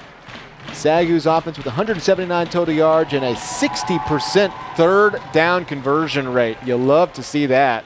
30 seconds left to play here. Patterson will go back to pass, lets it go deep down the field. Incomplete, almost intercepted. Would have been an incredible catch. Almost hauled that in one-handed going to the back. And with the clock stopping there, we'll have 26 seconds left to play. Both teams sitting on 2 timeouts as the Buffaloes come out slinging here for the moment. Took just 4 seconds off the game clock, did that first down play. 2nd and 10 here for the Buffaloes. Patterson will hand it off to Ray, and Tavian Ray gets swung down for a loss of 1. They're going to say they made it back to the line of scrimmage, but it looked like he had lost 1. But that'll make it 3rd and 10, and it looks like the Buffaloes will be content with taking this one to the half, down 19-0. If anything, it looks like SAGU's the one that's more content taking it to the half in this scenario. I'm not sure if I wouldn't have called 2 quick timeouts. For the first half. Just the way that the punting situation has looked for the Buffaloes, but I don't think SAGU's going to complain too much about a 19-0 lead going into the half. A half that saw 3 really solid drives, 2 that led for touchdowns, 1 that probably would have led to a touchdown had it not been for a very, very inopportune holding penalty. And of course the safety, the uncontested safety, let's call it, in the end zone that gives SAGU this 19-0 homecoming lead. Always feels good to go into halftime pitching a shutout and also essentially almost doing whatever you want to on offense. It's got to feel good. A lot of things to talk positively about for head coach Greg Ellis going into halftime. Don't go anywhere. We're going to be right back. We're going to hear from defensive coordinator Jared Hutchins as the team heads into halftime right here on the SAGU Sports Network. Raising Cane's makes perfect chicken finger meals by marinating every chicken finger for 24 hours. That's a long time. I don't even know what I was doing 24 hours ago. But those mouth-watering chicken fingers were marinating the entire taste-tempting time. Impressive, since 24 hours is longer than most celebrity marriages. On that note, our chicken fingers, cane sauce, crinkle-cut fries, coleslaw, and Texas toast are the perfect marriage of fresh and tasty. Raising Cane's, one love.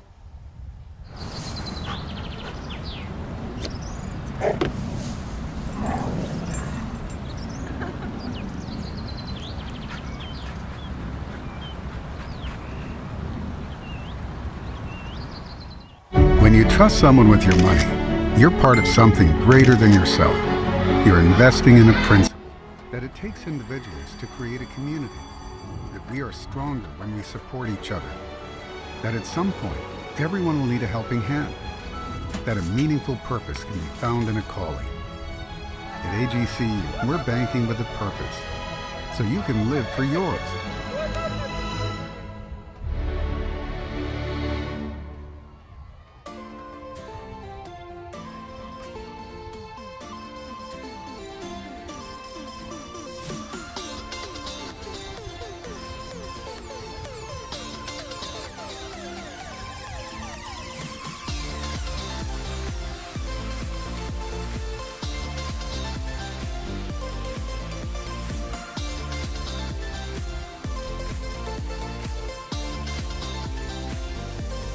Welcome, Southwestern students, family, friends, and alumni to the 2022 halftime homecoming king and queen coronation ceremony. We are so excited that you have come to celebrate with us.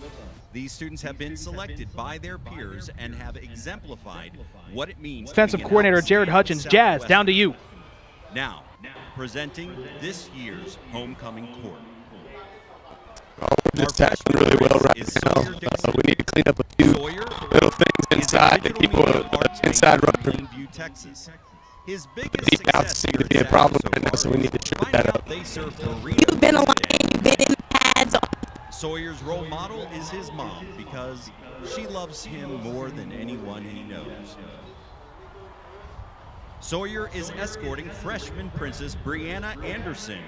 Thank you, Jazz. Thank you, Coach Hudgens. Brianna is a business major from Waxahachie, Don't go Texas. anywhere. We'll be live with half number 2 as well as the homecoming festivities live right here on the SAGU Sports Network. Nobody would deal with anxiety because everyone would have full trust in Jesus.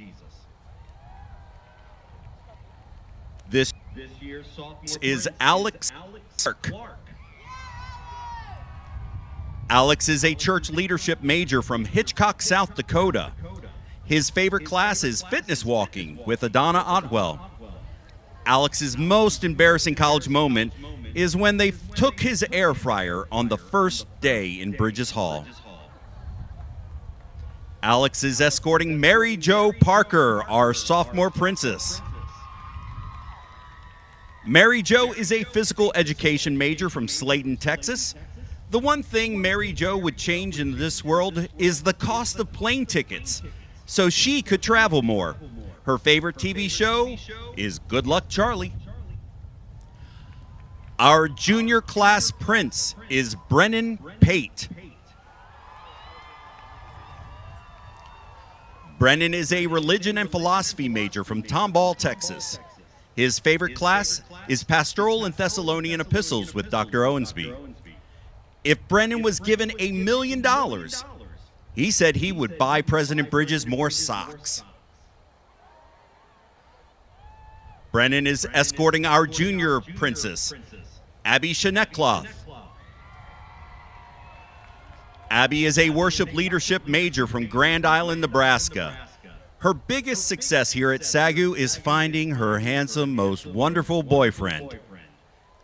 And also being a team leader with SAGU Worship. She enjoys fellowshipping either at the HCC couches or the Kendrick lobby. And now, ladies and gentlemen, please turn your attention to the scoreboard video as we present the senior nominees for Homecoming King and Queen.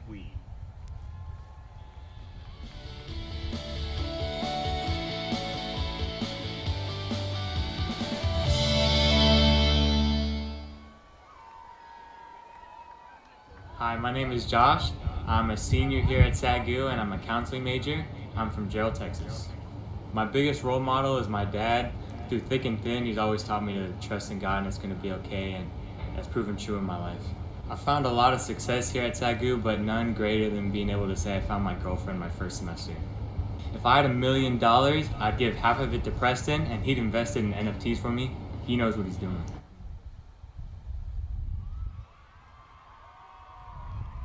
Hi y'all, I'm Hattie Jean. I am a senior with a physical education major and I'm from Corsicana, Texas. I feel like my biggest success here at SAGU is being an RA and being able to meet new people. If I could change one thing in the world, it would be teacher salaries. I feel like teachers do a lot and don't get paid that much. And my favorite TV show is Reba.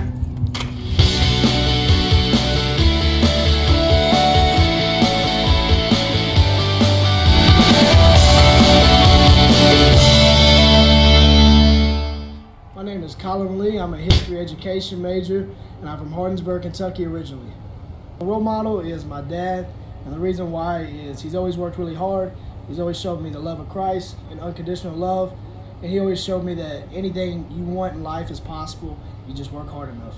A millionaire, I'd probably buy a trampoline, because when I was a kid, all the kids I knew that were rich had trampolines, so I'd probably buy one for me, my family, my grandma, my grandpa. Just a bunch of trampolines, probably. My favorite place of fellowship on campus is Einstein's, because one, I like coffee, and two, there's no plug-ins over there, so I don't feel like I have to do homework, because I just use that as my excuse. There's no plug-ins in the area.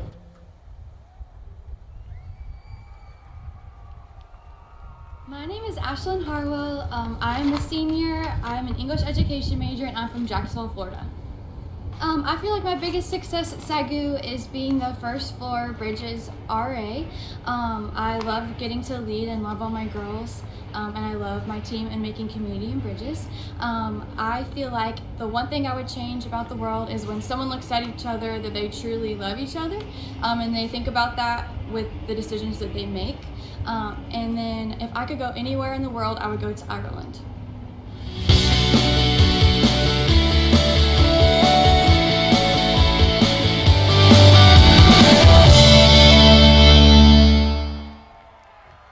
My name is David Bonet. I'm a senior studying worship arts, and my family's from Louisiana, but I grew up as a missionary kid in Belgium. One of my personal role models would have to be Denzel Ortiz. I had the amazing opportunity to work with him last year as an SMA exec, and he's just one of the greatest leaders and men that I've ever met. I would say my biggest successes here at SAGU were either becoming an SMA exec, where I served as the SMA secretary, or becoming a music director with SAGU Worship. I would have to say my most embarrassing college memory would be class night of 2022. My girlfriend called me out from the stage where she won Miss Southwestern.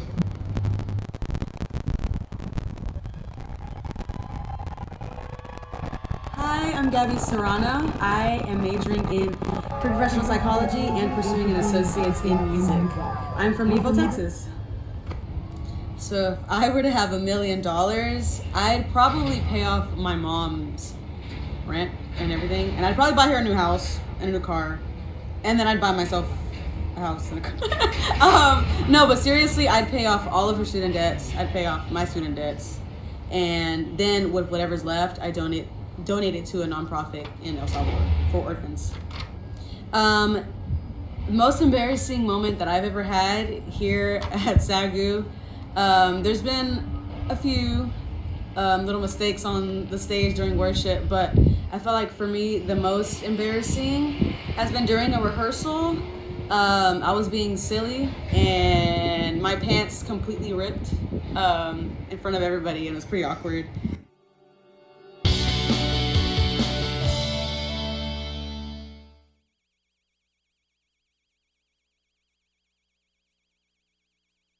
My name is Connor Morgan. I'm a senior Bible and theology major, and I'm from San Antonio, Texas. My favorite class has definitely been hermeneutics. I love biblical studies, I'm a nerd, and I especially love classes taught by Espinoza. My biggest role model in life has been my grandpa, who I call Pappy. He just really modeled what it looks like to be a man of God and support your family and your grandchildren, and that's who I want to be. So obviously I would tithe. Then being the responsible adult that I am, I'd put some in savings, quite a lot in savings. for the future. I'd pay off my own and my family's bills, and then I would just live a nice life with a nice lifted pickup truck and a nice house in the countryside.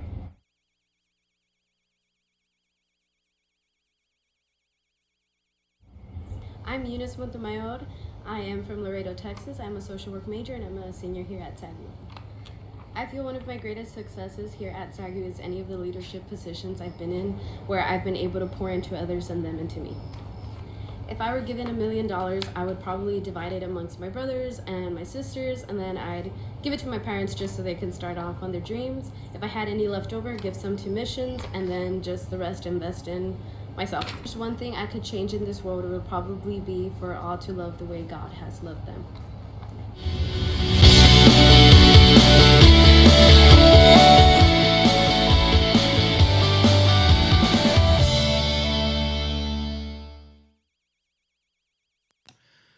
Please give a round of applause for this year's homecoming royalty.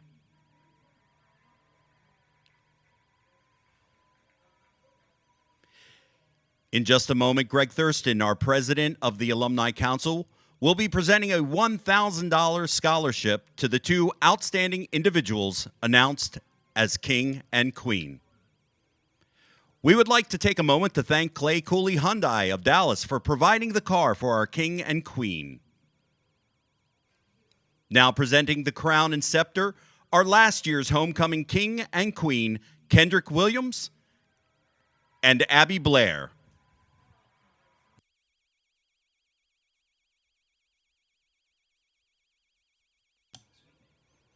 And now, ladies and gentlemen, the SAGU 2022 homecoming King and Queen are Colin Lee and Ashlyn Harwell.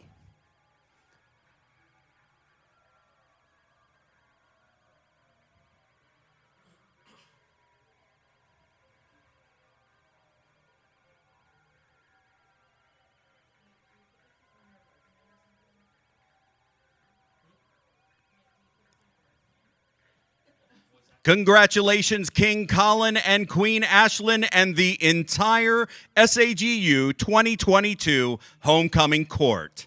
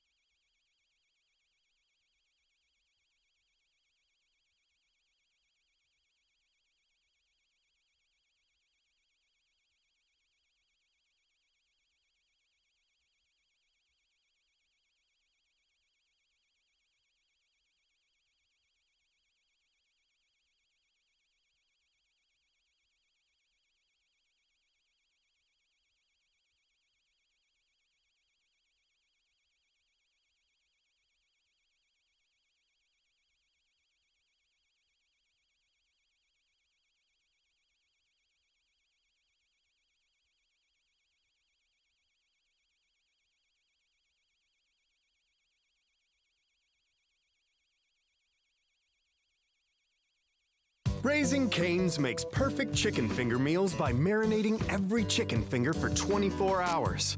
That's a long time. I don't even know what I was doing 24 hours ago. But those mouth-watering chicken fingers were marinating the entire taste-tempting time. Impressive, since 24 hours is longer than most celebrity marriages. On that note, our chicken fingers, cane sauce, crinkle-cut fries, coleslaw, and Texas toast are the perfect marriage of fresh and tasty. Raising Cane's.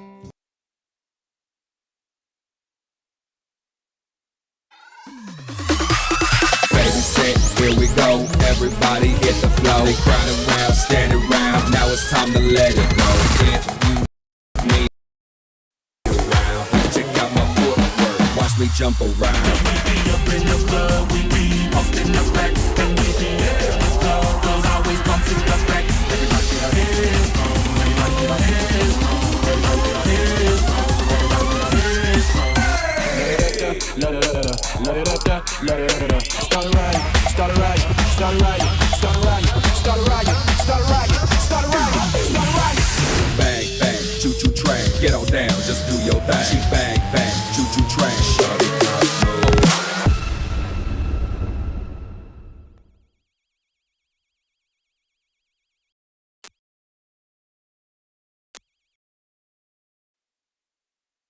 One love.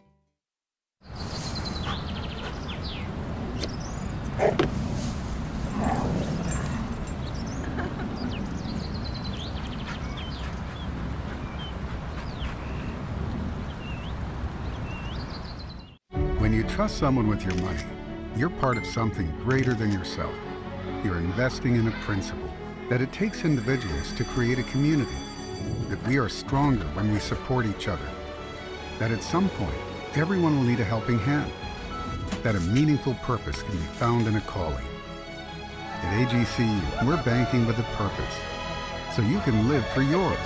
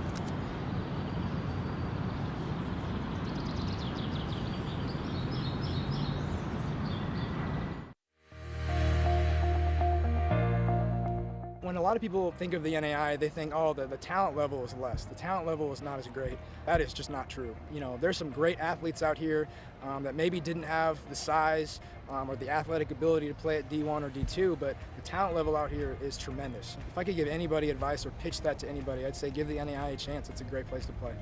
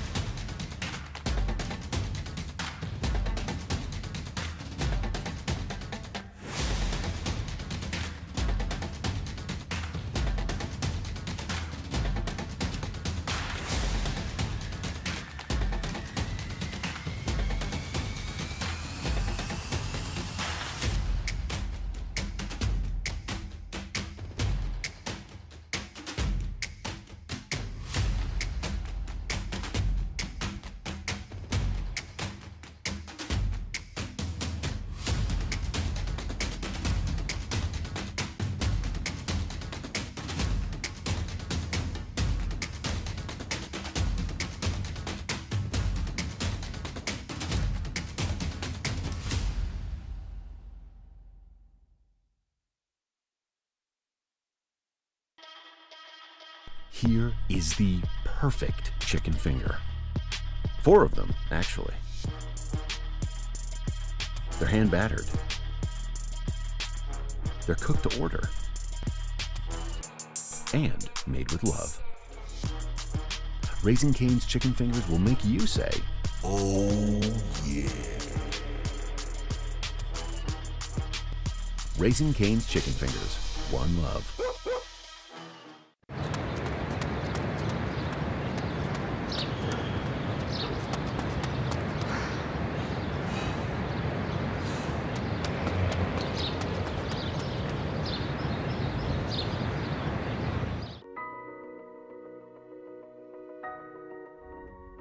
I would tell students to expect to make their lifelong friends. It's not hard to find your community because SAGU is home. You can find people that either have the same passion as you or it can be completely different, but at the same time, you're able to network, but they're also going to help you along the way too.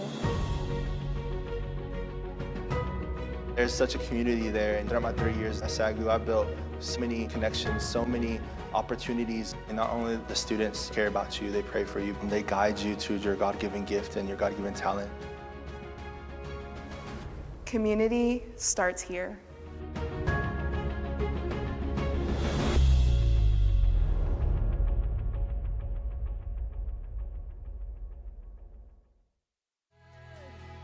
At AGCU, we are committed to forging relationships centered around faith and finance. Our purpose is to provide financial solutions to help you succeed while we tithe 10% of our annual earnings to ministry and community organizations. Your mercy's never ending, your kindness never fading. Jesus, you're always with me. You're always with me.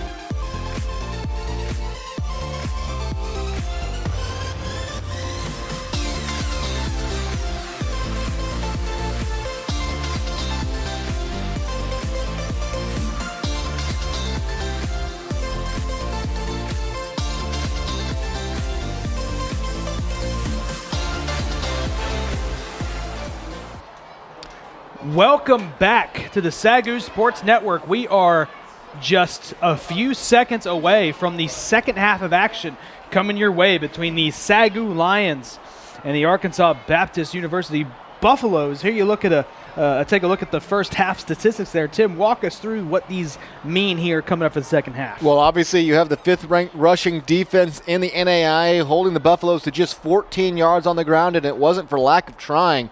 Meanwhile, SAGU finally finding that traction on the ground with Keaton Dudek, his second 100-yard game of the year. This time he does it in a half with a touchdown. All across the board, SAGU's defense has just been really, really solid. The Buffaloes have yet to cross midfield in this game, partially thanks to the amazing punting action coming out of Ryan Lewis that has resulted in the Buffaloes' 2 successful drives were just getting themselves away from their own goal line. It's just been a fundamental half of football for SAGU, pitching the shutout and their offense methodically moving down the field to pick up 17 points, aided by a safety as well. There you look at the Sooner Athletic Conference score update. I want to get through these, Tim, so we can look at the NAIA one so I can and just show you something that I saw on Twitter over halftime. You got Texas Wesleyan 31 up on Wayland Baptist. Here we go. Okay, let's go back.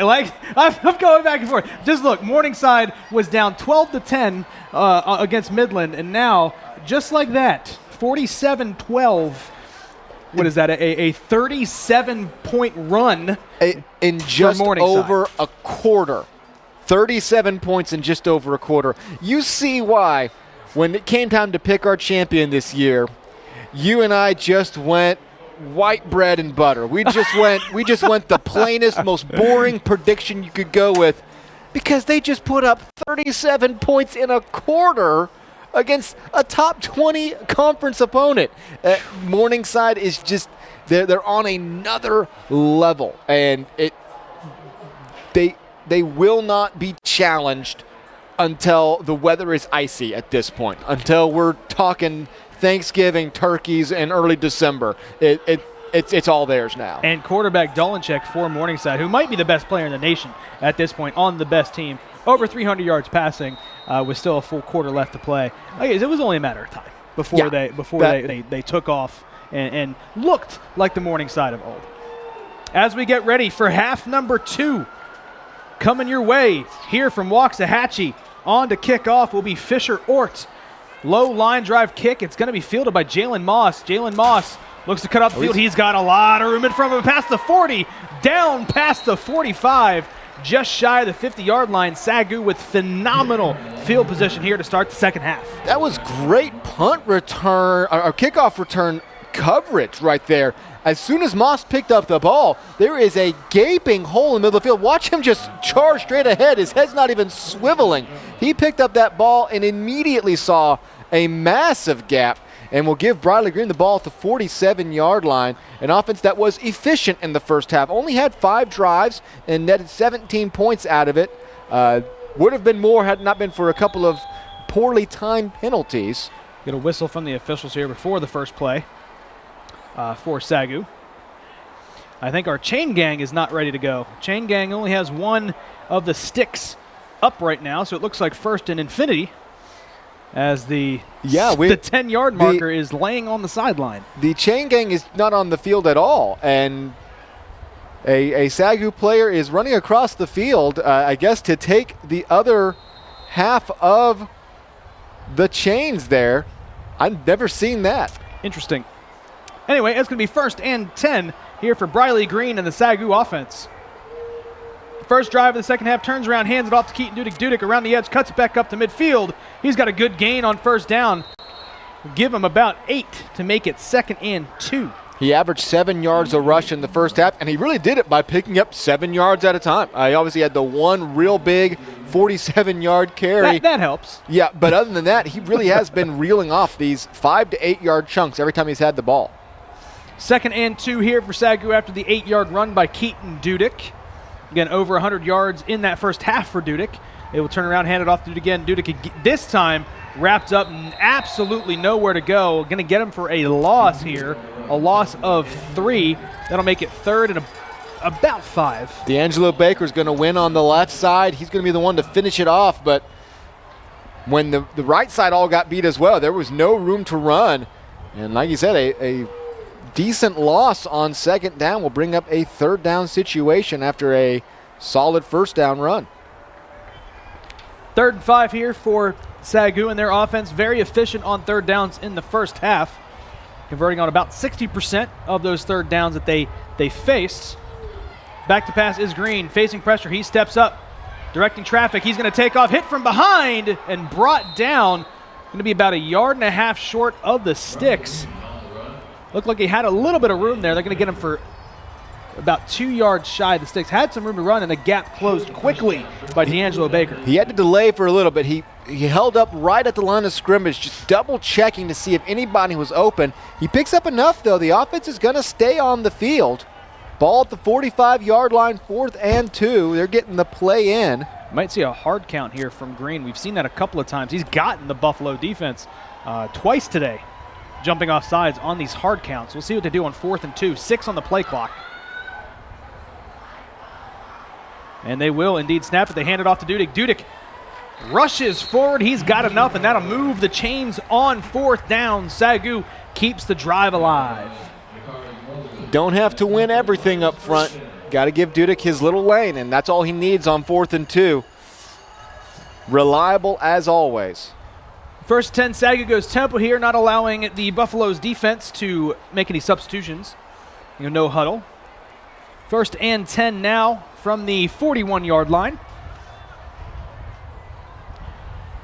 Green takes a snap, turns around, hands it off. Dudek reverses field, shrugs off one tackler, follows forward for a decent gain there on 4th down. Call it 4 yards, make it 2nd and 4.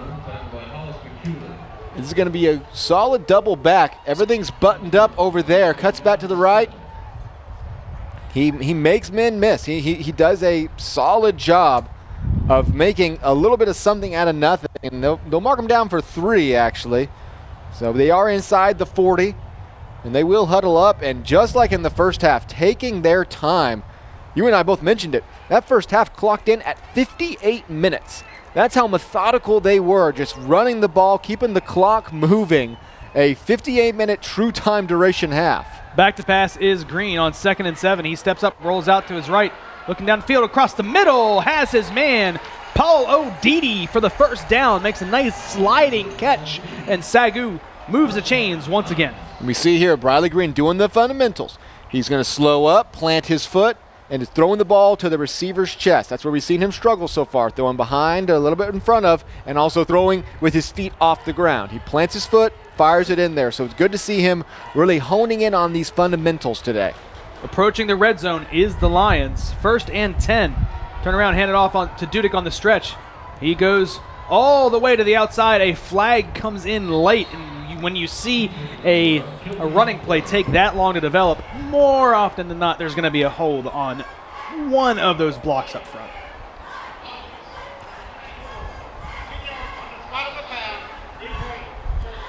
Sounded like the call came in on 84, Justin Campbell.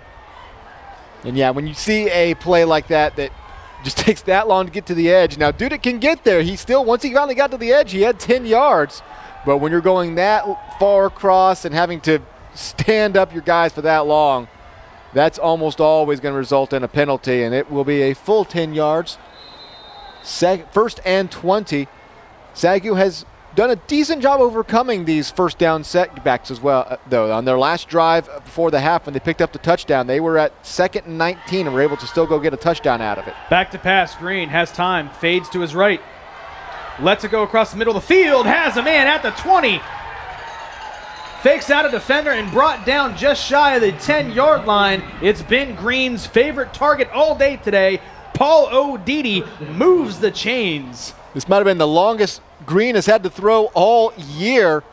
And O'Didi is really good at, once the routes break down and is just free-for-all, finding his way open. As another nice methodical drive has worked SAGU inside the red zone. Dudek reverses field, cuts it up, down past the 10, escapes one man, lowers the shoulder, and gets down inside the 5. That's a tough run by Keaton Dudek. We talk about, Tim, how good he is in the open field. He's not afraid to get dirty with it, too. Lower the shoulder and get physical. That was what was surprising about him last year, is we had seen him put all the flash together, and then a couple of times he will lower his shoulder and go in like he's a fullback practically. 7-yard pickup on 1st down. And what the offensive line has been buying him is patience. He's had enough time to survey the field, to look. We always say that. He's able to just see how things are going to develop and find his way through right there. He had enough time to hang in the backfield, see where the best course of action was, and it gets him 7 on 1st down. 2nd and 3, back to pass, looking at the flat, dangerous throw, broken up, incomplete. Was looking for his man on the outside. It looked like the running back leaking out from the backfield was going to be Antoine Reeves. Goes for another back shoulder fade. Riley Green loves throwing those in the end zone. Those are dangerous when you get down here in the short field. Yeah, especially the back shoulder fade needs to be closer to the sideline in that situation. Had that ball drifted a little bit more, the underneath defender was going to have a clear shot at the pick. So 3rd down, where SAGU's offense was so excellent in the first half, 3rd and 3 inside the 5, they can still pick up a 1st down before scoring a touchdown. They will hand it off to Dudek. Dudek Bounces it to the outside, to the end zone. Touchdown, Lions! Keaton Dudek from 5 yards out finds the end zone, and SAGU will go up 26-0 pending the extra point. A hop, skip, and a jump right there. Just waiting for the holes to open up and just finds his way into them. Just zips into each spot. It's not a quick dash or anything. It's step, step, step, finds a way to the outside. Another huge third down conversion, and SAGU does complete the oh-so-dangerous double dip of the touchdown before the half, the touchdown out of the half. Flag comes in after the kick is up. It looks like it's getting a little bit chippy here after the kick. We'll see what they call. I believe it's going to be a late hit on the Buffaloes. Running into the kicker. Defense. That penalty's declined. Extra point's good. Just a running into the kicker. Nothing really extracurricular there. Penalty is declined. Extra point is good. 26-0 ball game now for SAGU as their offense, like you said, double dipped. Scored right before the half, scored right after the half to give them this big lead. It's so demoralizing as a team, as an offense, where the last time you really had a chance with the ball, you were down 12-0 in a tightly contested game. You're forced to punt it away, and then SAGU, bang, bang, 26-0 have opened this thing up. They've done it, though. That was only a 53-yard drive, and it took almost 6 minutes off the clock. Just methodical, picking up third downs, doing it on the ground. You love to see what looks a little bit more veteran today, a little bit more of a veteran offense. And we've said before, this offensive line is full of veterans. And the running back, of course, you don't get much more veteran than Keaton Dudek for how impressive he's been.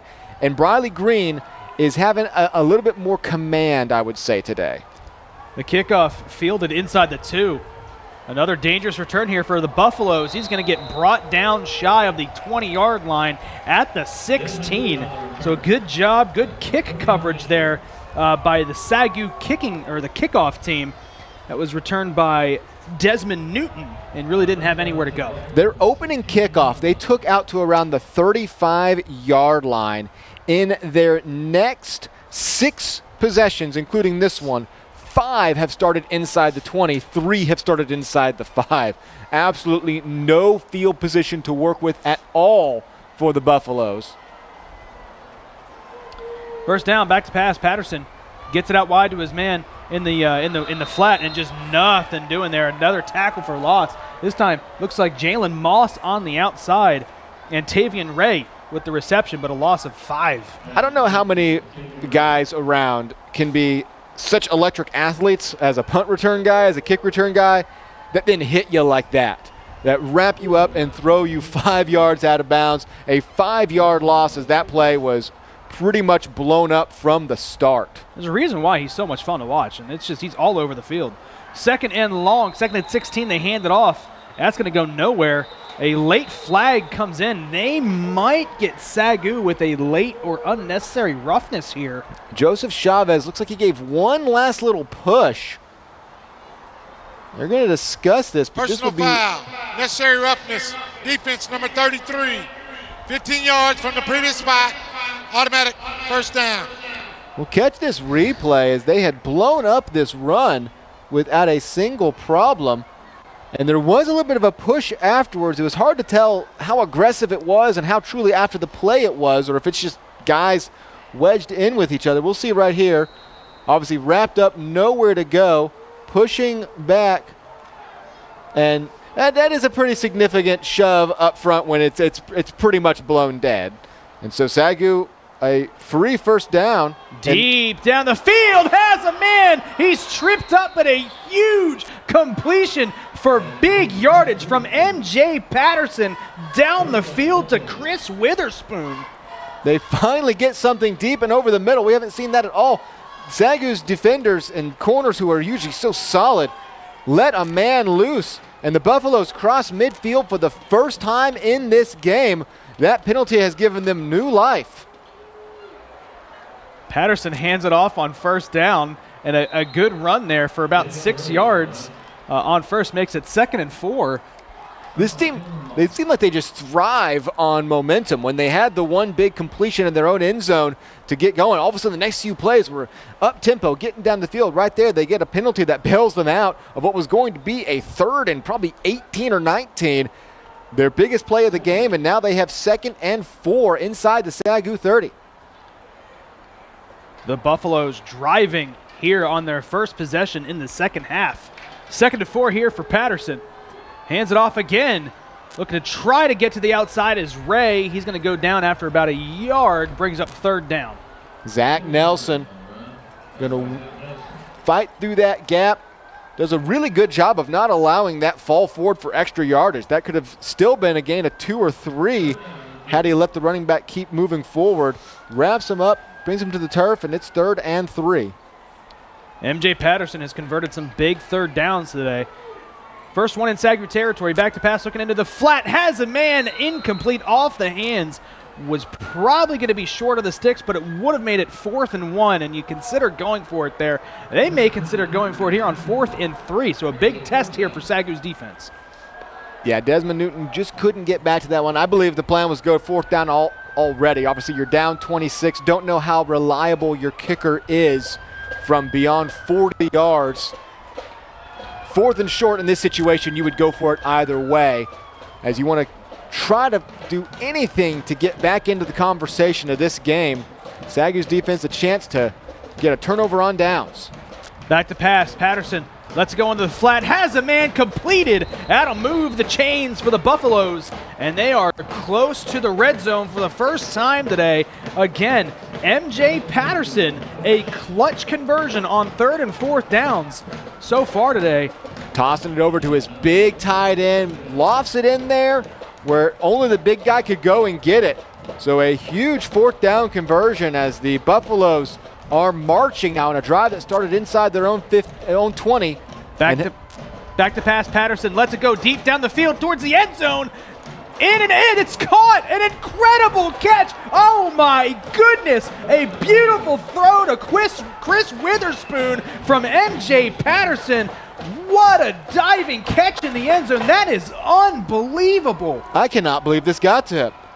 You got solid coverage. Just going and just keeps his fingers extended to hold the ball off the turf. An amazing catch. And the Buffaloes come out firing out of the break, respond to SAGU's touchdown with their first score of the game, and they will line up going for 2. Patterson keeps it himself, rolling out to his right. He's going to get brought down by Keith Hargraves. So Hargraves does not allow MJ Patterson to break the pocket. And a late flag coming in here. This might be against the Buffaloes. See that replay again there. That is a spectacular catch. SAGU, of course, pleading that it hit the turf, and I assumed it did too. I didn't think there was any way he was going to keep that ball off the turf. But a couple of really big plays. There's fouls by both teams. Dead ball, sportsmanlike conduct. Number 4 of the defense and number 74 of the offense. Those offset. Those are their first towards disqualification. Jalen Moss. Number 77, White, correction. So Jalen Moss and DeLeon Madria flagged for unsportsmanlike conduct after the failed 2-point conversion. As you heard them, their first fouls towards disqualification. 2 unsportsmanlike conduct penalties, and you are disqualified from play. So the Buffaloes get on the board. Their backs against the wall, down 26-0. Benefit off of an unnecessary roughness penalty.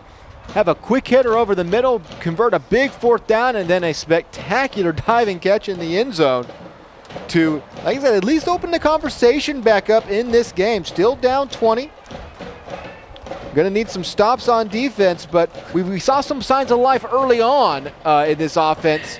And for the first time, they finally get rolling. The net drive was all Chris Witherspoon. Had the big catch down the middle of the field, and then the unbelievable diving catch into the end zone. That coming from a running back out of the backfield. Watch the onside here. They stepped up like they might be. Little pooch kick down to the 20. Bouncing it to the outside is Campbell. Down past the 40, throws a stiff arm. Down, out of bounds. Good return there from Justin Campbell. Gives SAGU's offense really good field position here to try to answer back after allowing the first touchdown of the game for the Buffaloes. I don't have the chart in front of me of average starting field position, but it feels like SAGU's been starting at or beyond their own 40 all game, while the Buffaloes have been starting inside their own 15 all game, and obviously the scoreboard reflects that. Now SAGU, who reeled off a nearly 6-minute long touchdown drive on their last time, looking for the same thing. Milk that clock, go get some more points, and try to put this thing away. They will hand it off to Dudek on first down. Cuts it upfield. Really good carry there on first down. 9 yards, make it 2nd and 1. Dudek has his eye on 200 yards today. He's just been consistently reeling off these 8 or 9 yard carries. 2 touchdowns as he's looking to break back out. As you see, he's at 134. We got 20 minutes left to play. 143 after that one, so 57 yards away. For 200 yards felt almost automatic at times last year. They will hand it off to Dudek. Dudek showing some good patience, bounces it outside, lowers the shoulder, has enough for the first down. And it's acceleration after that. I mean, a lot of times the running back needs a full head of steam going forward. Watch right here. He's going to get it, jogging. Here's your speed. That is a skill. That is an absolute skill to go from a snail's pace, just waiting to see, is a hole going to open up? Do I need to hit the corner? And once he makes his decision, it's on like that. It's like hitting the boost button in Madden. It happens that automatically for him. From the 40, 1st and 10, new set of downs here for the Lions. All Keaton Dudek so far this drive, 2 carries. For about 15 yards this drive. Here's Green, rolls out to his right. Fakes a man out, he's just gonna let it go, looking for Dudek in the flat, incomplete. That'll make it 2nd and 10. Dudek facing immediate pressure. And just nowhere to go with it. Solid coverage downfield, and Green has been doing that a lot today, having to skitter in the backfield. The few times he's had plenty of time to throw, he has delivered. 2nd and 10 here for SAGU's offense. 2 out wide to the left for Green, 1 to the right. Dudek in the backfield, pistol formation. Here is Green, turns around, hands it off to Dudek. Dudek reverses field, cuts back. He's got a lot of room to work with. Shakes off the tackler, down past the 20. First down Lions. And Keaton Dudek putting the offense on his back. No one does it better on the counter. He's going left, sees it's not there, counters back to the right, and he's off to the races there. A big first down pickup. He changes direction, so there's just not much he doesn't do well, honestly. And you know, direction changes, speed bursts, breaking tackles, full field awareness.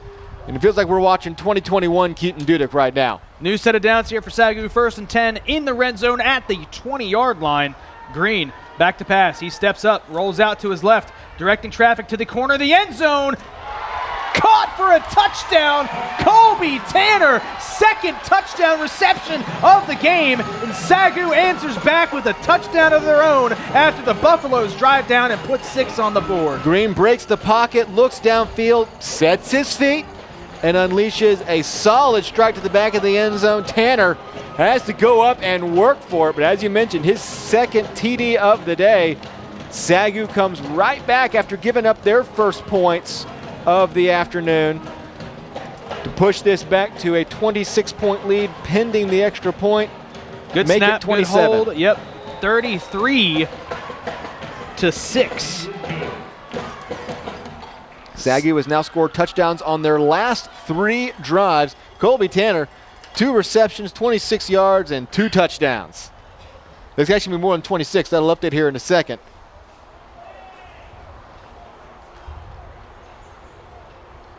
Two catches, 2 touchdowns. Got to love when those guys that we talk about pregame make us look smart in the game. Talk about Colby Tanner, who was one of the safety blankets last week for Briley Green. Both passing touchdowns today for Briley Green going to Colby Tanner. Keaton Dudek having himself a day. all-around domination so far today for SAGU's offense and defense and special teams. All phases of the game firing on all cylinders for SAGU and your hometown Lions. As usual, only thing you got to clean up is those penalties. A penalty erased what would have probably been a touchdown drive early in the game, had to settle for a field goal, and a penalty hurt your defense big time on your last drive. You know the defense wants to come back out and make a statement after that. They're bummed that shutout is gone, and they're going to want to come out and do something here. This kick fielded at the 5. Tavian Ray brings it out past the 25. Not much more else, down at the 27-yard line. About as good as starting field position as the Buffaloes have had all day. So a little bit of traction on offense. MJ Patterson will come back out, looking to build on what they've done here so far.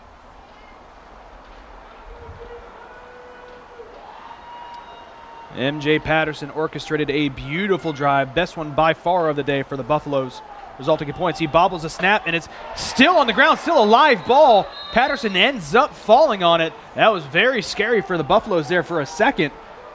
That is a big loss on first down. Almost identical to the safety earlier in the game. This time Patterson can fall on it without surrendering points. A miscommunication between Patterson and the running back tied things up there. 11-yard loss. They suffered losses on their first 2 plays on the last drive before a penalty bailed them out. See if they can get out of this situation. 2nd and 21, back to pass is Patterson. He lets it go. He's hit as he throws. Ball is popped up and incomplete, in and out of the hands of the SAGU linebacker. Felt like we had 4 guys just standing around with their hands on their helmets, as it's Jalen Moss who forces it.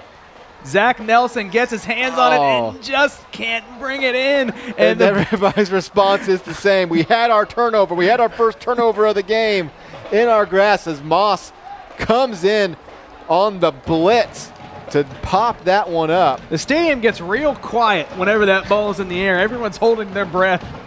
That makes it 3rd and 21 here for Patterson. He's back to pass. Lets it go deep down the field looking for his man. A lot of hand fighting. Yeah. And a flag comes in by that back official. And that's going to be a first down for the Buffaloes. That's pretty clearly pass interference.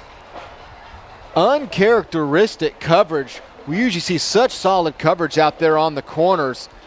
I mean, the jersey's pulled away from the pads there. Pass interference. Defense, number 5. 15-yard penalty, automatic first down. And so for the second straight drive, with the Buffaloes facing a mile to go, the SAGU defense is going to bail them out with a 15-yard penalty. And you talked about it pregame. Keep the penalties in your pocket if you're SAGU, but the Buffaloes have to take advantage, and they did last drive. Take advantage of these penalties that gift you first down yardage. Back to pass, Patterson. He's letting it go down the field again. He's got a man open, overshoots him by just a hair. And if he hits him in stride, his intended receiver, Justin Hughes, that is a touchdown if he's able to hit him in stride. Really well thrown ball, honestly. It just needed to be a little bit more on target. It actually had a little bit more zip on it than we've seen from Patterson mostly today. As they are not afraid to go for the quick hitter after they, like I said, they need that momentum, it feels like. They need that little extra burst to get going as they did on their last drive. 2nd and 10, they will hand it off. Cutting up field, he's able to get a good chunky yardage there on 2nd down, make it 3rd and 2. Noah Gibson and crashing in through the center there. And a good dodge made, honestly, by the running back to get around him and pick up 9 yards. This time almost brought down for a loss, able to keep his feet, but ultimately ends up losing 2. Looked like he was about to lose 5, but a good job of keeping his feet. That makes it 4th and call it a long 3, and they will bring the punting unit out onto the field with 1:50 left to play in the 3rd quarter. So a nice stand by the SAGU defense after another penalty. That's the 3rd time now that they have allowed a drive to stay alive on a penalty. This time, though, at least temporarily won't lead to any points. I never want to jinx these punts. I feel like I've jinxed a couple of these punts these years. You never know. Slow snap. He does get the kick away. Contact with the punter, but here's Jalen Moss. Throws a stiff arm past the 40. Keeps the feet moving past the 45. There's contact with the punter, but maybe a little bit of an acting job by Fisher Ort after he gets the punt off. Contact in the most definitional of sense, as in contact was made. And that's one of those situations, too, where when the snap isn't good, the refs are not going to call contact immediately like that. Obviously, if it's, clearly after the punt's coming out, but if you have a slow delay, obviously if you block a punt, you can do whatever you want. Refs sometimes treat a poor snap similar to a block in that sense. So, solid field position yet again for the Lions. Yep. I mean, they've been setting up at the 45, 46-yard line all afternoon. Briley Green, Dudek in the backfield. Pistol formation, 2 to his left, 1 to his right. 1:13 left to play here in the third quarter. So after 3 straight touchdowns, 2 by SAGU, 1 by the Buffaloes, the first punt of the second half by Arkansas Baptist. Green lets go, rolling to his left, just high of his receiver. Could not hit him right at the sidelines. Would have been enough for a first down, but just high. And this is where a receiver needs to be more aware. You see the crossing route here. He didn't get open. Needs to cut back out and give Green a secondary option there. Once he realizes he's out of the play there, receiver needs to make a quick turn there and get back into the play. 2nd and 10 here for the Lions offense. Same formation for Briley Green. We've seen a lot of runs on 2nd and 10 for the Lions. It's worked out well today, and they will happen again. Dudek cuts it to the outside, had a hole, gets past the 50, brought down out of bounds. He's going to be about 2 yards short of a first down. But again, another run on 2nd and 10 that ends up in 7, 8, or 9 yards for Keaton Dudek. A little bit of stiff arm action there, too. Throwing the defender's arm off, and that one will go for, let's call it a short 9, as it's 3rd and a long 1. 3rd and 1 into Buffalo's territory are the SAGU Lions. Here's Green. Will turn around, hand it off to Dudek. Dudek hits the hole, lowers the shoulder, has enough for the first down, brought down at the 40, call it the 41, and that'll be a new set of downs for the Lions. Another 3rd down conversion. They've been everyone's been hitting their assignments just right on these 3rd and shorts, not letting anything goofy happen. Just open up a hole, let Dudek go get his 3 or 4 yards, and keep the drive moving. 1st and 10. It looks like the clock. Well, we've seen them snap before the break of the quarter, and they will again. Green back to pass, facing immediate pressure. He steps up. The horn goes off. Looking for something downfield. He's going to tuck it and run. Gets it to the 30. Ducks out of bounds. That's the end of the third quarter. After getting enough for the first down, and that will do it for the third quarter. Put your 4s up. Quarter number 4 coming your way. That's a slow-moving, uneventful 15-yard run by your quarterback. Kind of keeps directing everybody downfield. Just go, go, go, go. Oh, okay, I guess I'll kind of walk in here. So SAGU was crossed. And check this out right here. This is something we're really looking forward to. This is footage from just the past week or so of the new SAGU Sports Athletic Facility going up on the campus of SAGU. You love seeing purple end zones. The football team had their first ever practice on their new home turf, essentially. The soccer team will be playing their games out there. A lot of new stuff to come. Obviously, you see the track on the outside that will be completed soon, where the track and field will be out there. And you see right there on your screen the football practice from early this week, hitting their own practice facility. The Lion logo at that midfield. Lion logo in midfield is beautiful. And these are not computer-generated images, folks. This is a drone that we flew out over the field. This is real life. This is happening. Football team practiced for the first time this past week. We're told soccer games will be starting next fall. I mean, the dream has turned into a very big reality on the campus of Southwestern Assembly's of God University in Waxahachie. We are underway here in the fourth quarter on 1st and 10, a turnaround and handoff. Yeah, a lot of excitement. brewing around this program right now. Quick little 3-yard gain to start off the fourth quarter. Keaton Dudek getting a bit of a rest. Ty Aldridge on the carry, makes it 2nd and 7 after a gain of 3.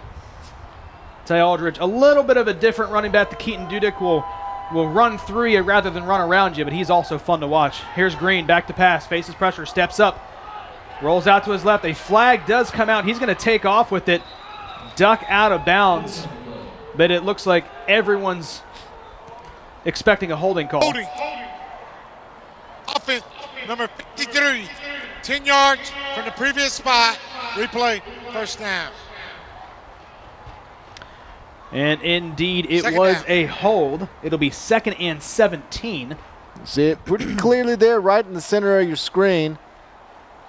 We'll set the SAGU's offense back outside of the 30-yard line, and when you're always looking for things to clean up, penalties has been the number one problem for this team, and even in a day like this, when you're up by 27 in the fourth quarter, you can basically pinpoint to everything that's gone wrong. The only points you've allowed and the drives that you haven't come away with points have been because of penalties, and you've had to overcome them throughout the game, even on your positive drives. And another flag, back-to-back flags here that are going to go against SAGU. We're getting a false start here. We're moving back 5 more. False start. Replay, second down. Now you're facing 2nd and 22. At the moment, you're outside of field goal range. All thanks to yellow hankies. Make it 2nd and 22. We did see them convert a 2nd and 19, albeit a couple of really good running plays from Keaton Dudek, who is currently on the sideline. So we'll see what they come out here. 2nd and very long.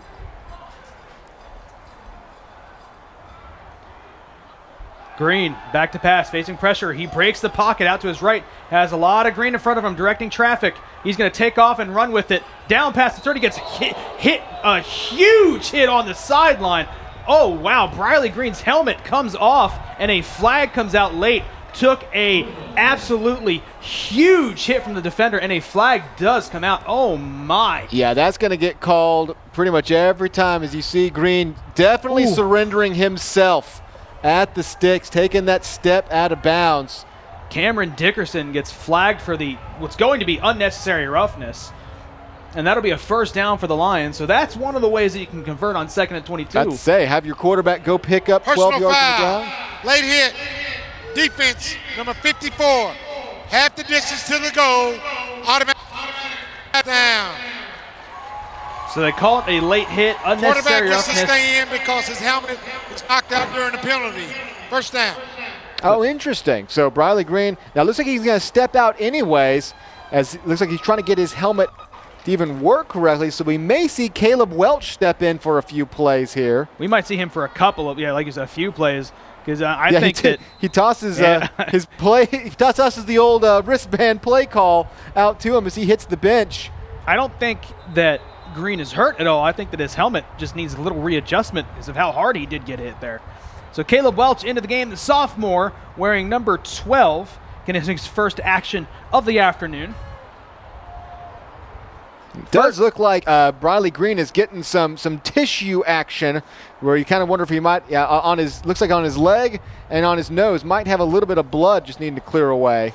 But how about the true freshman sticking his shoulder down, taking a big hit, and it was fired up after having his helmet ripped off his head, motioning to his own sideline. You got to love that kind of fire and leadership from the freshman. Yeah, and good awareness on that play to stretch it out long enough.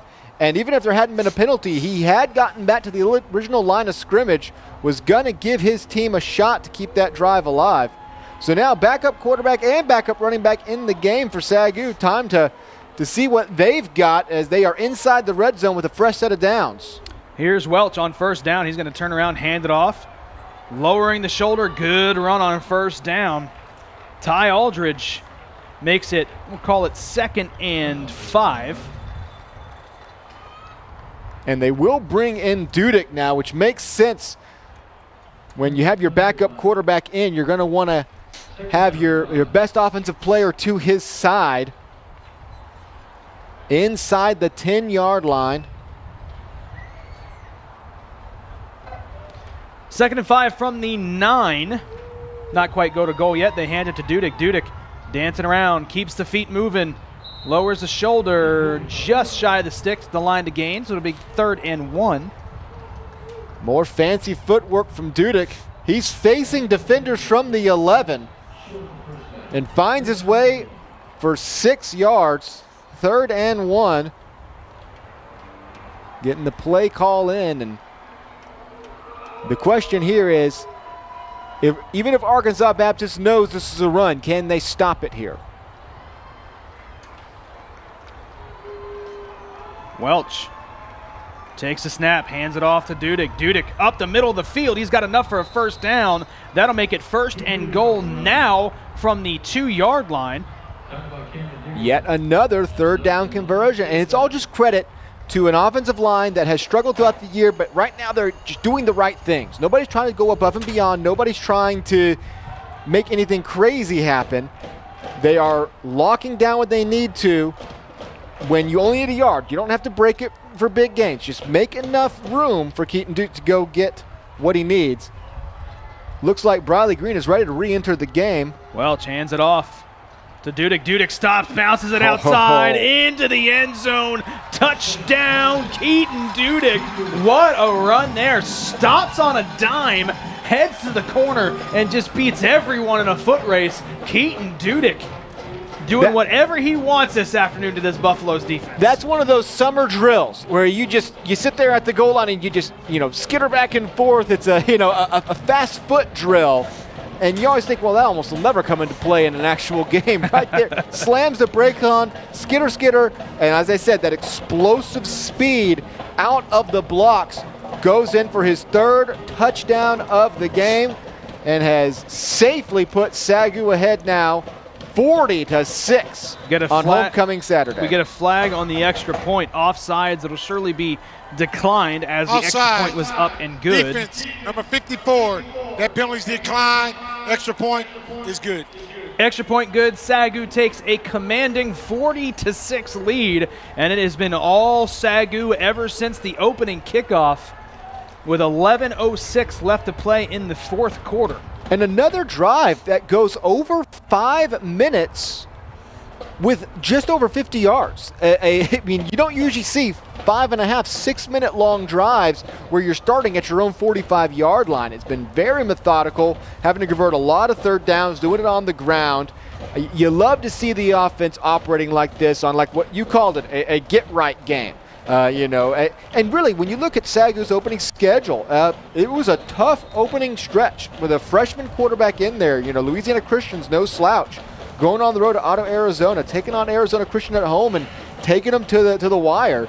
You see Keaton Dudek now just shy of that 200-yard mark. I don't know if he's getting back into this game, but if somebody tells him he's at 192, he's going to fight to get back in this game. Kickoff is a short one, fielded at the 10-yard line, bobbled, but under control is Ray, and he is hit by a host of Lion defenders.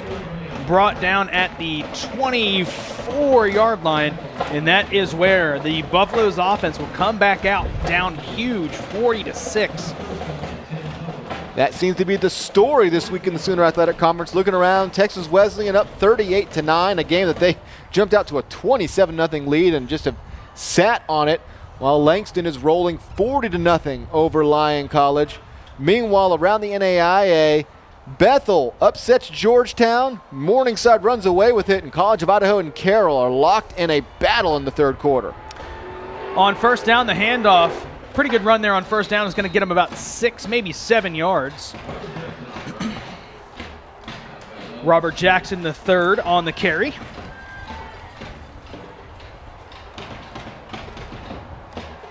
SAGU's defense has, outside of really a couple of plays, a deep throw from Arkansas Baptist's own end zone, and then after a 15-yard penalty allowing a free receiver and then a diving spectacular touchdown catch, the defense has been what they've been all year long, and that is just almost perfect on most plays. Gain of 1 there on the 2nd down carry. It'll make it 3rd and 2. And one thing that will not be in jeopardy is SAGU's standing as a top 5 rushing defense when this is all said and done today. 3rd and 2 coming your way. MJ Patterson still in the game at quarterback. 3 wide to the right. He's going to hand it off. Bad snap, but Ray has it. He's got some room to run and a good open field tackle. Last line of defense, but regardless, the Buffaloes pick up a first down just and out past the 40-yard line. Finally get a nice hole here and a bit of speed. We knew from Ray that he can show those flashes of speed, and once he had a gap to get through, he's up past the 40. They'll hand it off to Atavian Ray again. Ray this time bottled up, no gain. They'll make it 2nd and 10.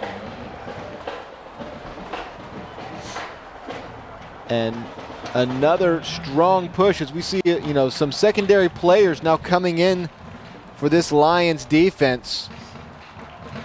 Game safely in hand. Good chance to start trying out some of these, get these guys some reps on homecoming Saturday, most importantly. 2nd and 10. Patterson, back to pass, swings it out to the flat, has his man, but he's met immediately, spins off the tackle, lowers the shoulder, and picks up some good yardage after contact. That's going to make it 3rd and about 6. Another swarming, what you love seeing is at the end of the play, 7 or 8 gray jerseys all in the vicinity, rushing in to quickly make work of it, and it's 3rd down. 3rd and 6, Chris Witherspoon, the lone touchdown scorer for the Buffaloes today on the reception. And here's MJ Patterson on 3rd down, has been pretty decent on 3rd down situations here after the first quarter. Back to pass, lets it go deep down the field, has his man Ray. Ray brings it in down past the 20, brought down from behind at the 10-yard line. Atavian Ray beats his man on the wheel route, and that sets up the Buffaloes pretty inside the 10, 1st and goal. Very nice route to cut back inside, and hustling down the field is Dylan Kaufman, last man that had a shot at him.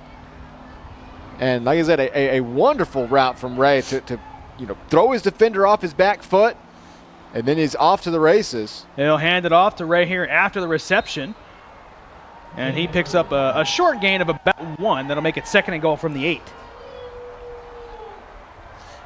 Still not finding a ton of success up the middle, and no surprise with how impressive this defensive line is. And that's without Keandre Belcher in right now. That just shows how much depth you have on this defense, that you can just keep sticking these guys in. Alan Sonor in there right now.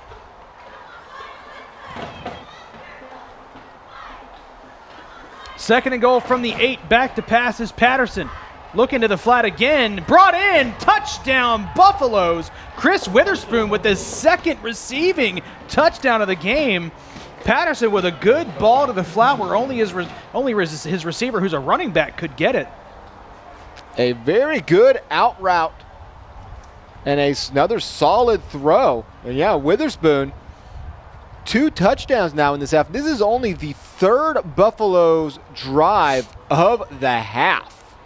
That's how much SAGU has controlled this clock, and they've had 2 touchdowns. Going for 2, Patterson lets it go across the middle, in and out of the hands of the intended receiver, Justin Hughes. So that score will stand at 40-12 with 7:09 left to play in this one. So 2 second-half touchdowns for the Buffaloes, and has shown some real life, especially number 35, Chris Witherspoon, has shown some good hands from the running back position. They really line him up more as a slot receiver. Has shown a really good job today in the pass game.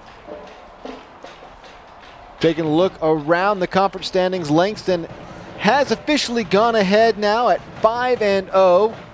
Otto, Arizona 4-0 with their game tonight. Texas Wesleyan at 3-1. SAGU sitting there at 1-2, 2-2 overall. Well, 2-2 with this game in hand now. They've moved to 2-2. We think we can safely go ahead and mark that one off. We're up by 28 with 7 minutes remaining. So they are 2-2 overall. Now you see the total yards, 215 rushing yards, 127 passing yards. Really a balanced attack with that rushing game. Look at the yardage for the Buffaloes, 35. This SAGU defense is stifling. And they can do that to just about anyone. Keaton Dudick, almost 30 touches, 6.9 yards a carry. It's been a really nice afternoon for Keaton Dudek. The kickoff is a short one brought in by Jalen Moss. Jalen Moss looking to cut it upfield. He's got it past the 45, and he's brought down again just shy of the 50-yard line, and SAGU's offense will have really good field position. He's going to break one this season. You just feel like every time he touches it, he's picking up 15 or 20 yards. If you can ever get that final block, he's going to break one. But even without breaking one, he has helped set this offense up. I don't think they've started inside their own 40 this half. And I would have to go back and look how many drives they've actually started inside their 40 period in this game. It has been nothing but great starting field position.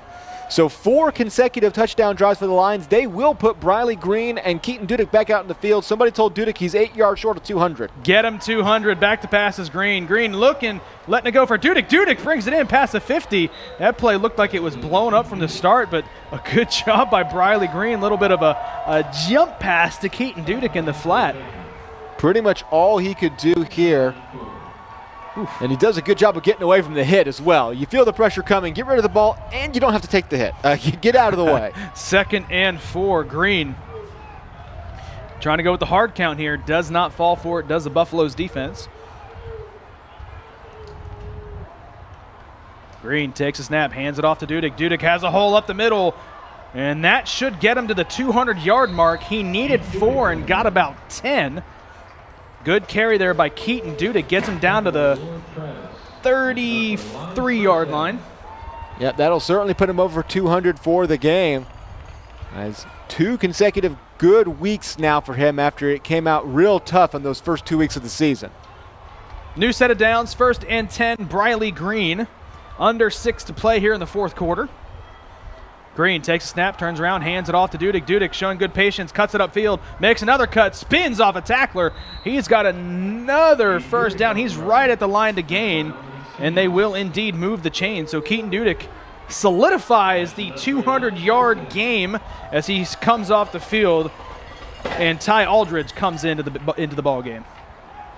He's finding his way through those gaps, weaving through and pushing his way forward for by far his best game of the year, and hopefully a sign of things to come for the final stretch. I say final stretch of the season. We're not even halfway done yet. We got so much football left, Tim. Come on. Back to pass is Green. Rolling out, buying time. He's going to tuck it and run and just duck out of bounds for a gain of about 3 there on first down, maybe 2. Yeah, still a lot to be played here this season, a lot to improve upon, and this was a great game to start improving. Briley Green has been showing some heads-up quarterbacking, using his legs some, picking up some big gains here and there, putting the ball on the money more often, just taking what's there. 2nd and 8 here for SAGU. He's going to hand it off. Aldridge running hard upfield, spun down after a gain of about 4. They'll make it, we'll call it 3rd and 3, maybe 3rd and 4. And if you can have a 2-headed rushing attack alongside a quarterback who we've seen him pull some wheels out, he seems hesitant to run, but Briley Green has running ability, as we've seen him have a couple of gains of over 10 yards in this one.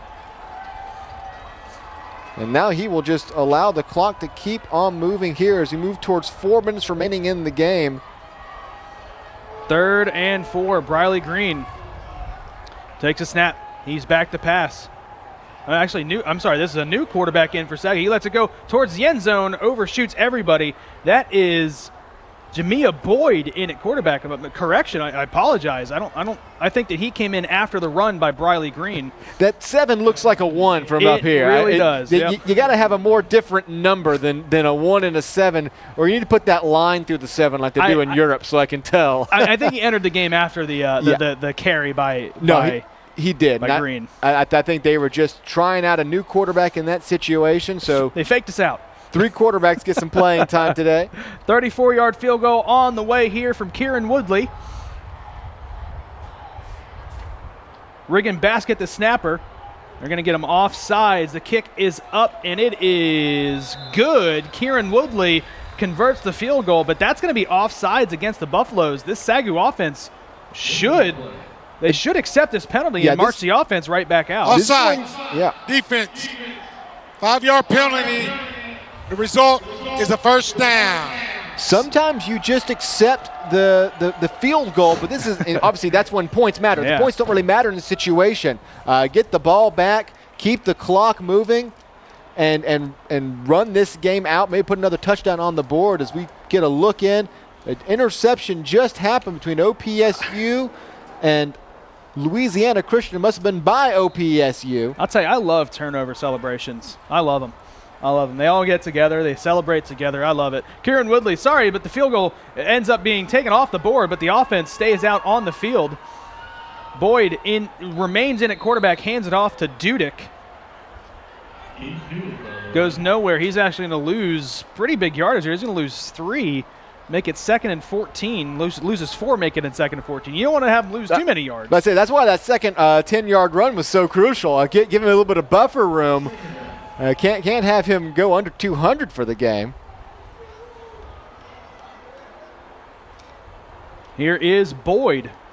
Turns around, hands it off to Dudick. Dudick cuts it upfield. That's going to get him back in the net positives. Can he get to the end zone for the 4th time today? He can. Keaton Dudick, over 200 yards, 4 touchdowns. A huge ball game for Keaton Dudick, and he put SAGU up 46 pending the extra point, 47-0. That is just a tough run by Keaton Dudick. Almost a clinic in everything he does so well. A little bit of patience at the line, squeezing through a small hole, shedding off one tackler, then when he's wrapped up at the 3, dragging him into the end zone.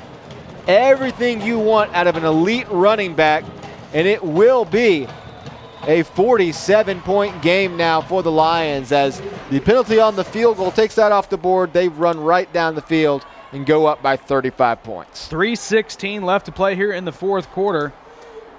And a masterful drive orchestrated by Briley Green, Keaton Dudick, and of course at times Jamia Boyd, who's in at quarterback there to end the drive. SAGU with 45 offensive points today, a safety, and obviously that's good. Nobody's going to sneer at that. But in a league, where 60 points is not all that uncommon, you think, well, it's just a 45-point game. That's 45 points on a total of 9 drives. They have only had 9 offensive drives in this game, and they have scored on 7 of them. They had a punt in the first quarter and a 3-and-out in the second quarter. Other than that, they have scored on every single drive. It's been time-consuming. It's just been everything you want from a very effective offense. 5 consecutive touchdown drives at this point. They've turned a 12-0 lead into a 47-12 lead on these last 5 drives. Short line drive kick fielded and brought out to the 30-yard line, and that is where the Buffaloes offense will come out here late in the 4th quarter, down 47-12. And you want to talk about ball control. This will be the Buffaloes' 4th drive of the half. 3 minutes left in the 4th quarter, and it's only the 4th time they're getting the ball. When you factor in the fact that the half ended on them at the end of the first half, that means they've only had 4 drives since around 5 minutes left in the 2nd quarter. Sometimes you look at those, at the clock control, the time of possessions, and it can become too much of a focus for a team of, it's automatic wins here or there. In this game, it has meant everything. As the Buffaloes, when they got down, they literally have not had enough possessions in this half to rally from the deficit they were at when they got the ball the first time. And they've had a decent second half. They scored on half of their possessions before this one here in the second half. 2 touchdowns on 3 drives. There's definitely something to work off of their offense here in the second half. First down play went nowhere. They hand it off to Ray again. Ray up the middle of the field. He's got it's a foot race. He's going to win it. Down to the 30, to the 20, 10, 5, touchdown Buffaloes. So they score on 3 out of their 5 possessions here in the second half, and that a long run by Atavian Ray, who we talked about in pregame. he can hit those home runs. And he's going to have a 70-yard home run here. And we anointed this SAGU rushing defense too quickly today. We said they were for sure going to have, top 5 written all over them. One big run by Atavian Ray will more than double what the Buffaloes had for the game before that. And he's a little tired going to the sideline. They're going for 2, going to the corner of the end zone, and it is brought in and caught, so they will convert the 2-point conversion. A good ball by Patterson to Calvin Mitchell in the corner of the end zone. So that'll make it 47-20, 67 total points between both of these teams. 8 drives, 7 touchdowns between these two teams in the second half.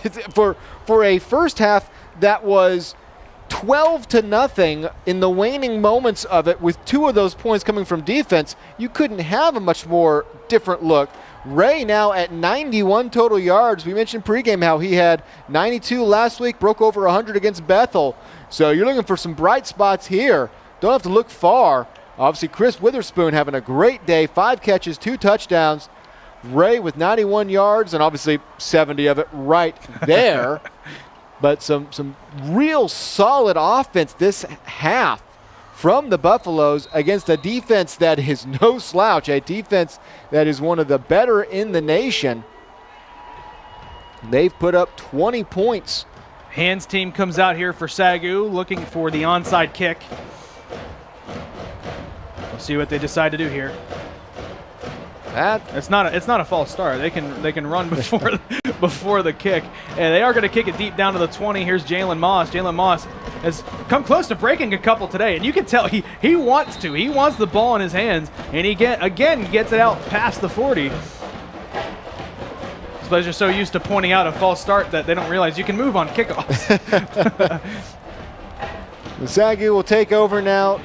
Just a little over 2:13 remaining. I imagine they can pretty much salt this one away, up by 27 after a very interesting second half. A game that was never really close in the second half, but has had more than its share of little twists and turns, especially with how different it's been from the first half of play we saw. First down run here for Dudek. He's going to pad those stats. Picks up 13 on the first down play. Keaton Dudek.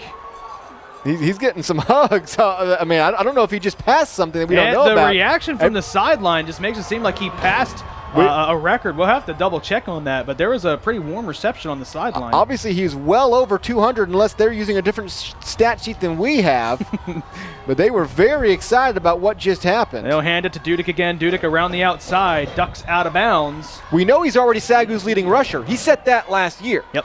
It only took him, in his junior year, he surpassed the SAGU all-time rushing record, not only as a single season, obviously, but just overall. And there's been a lot of really good running backs that have come through this program, but we have seen a lot of 2 double-headed attacks from the running back position. It's almost always been a 2-tiered attack. Dudek has been the first guy that just say, no, I'm the guy. And obviously, he's got a great backup behind him. Who's had a solid game today as well. Ty Aldridge, yep, absolutely. And that will get under 1 minute to play, and that will just about do it. Nobody using their timeouts. And SAGU's going to have a big homecoming win. Always love putting up a big number on the scoreboard for this big homecoming crowd. Getting a much-needed win back to 500. Resetting the map a little bit after a nice week 1 win. We've just been informed that Keaton Dudek broke the single game rushing record in SAGU history with 235 yards today. So that's the reception that we saw on the sidelines.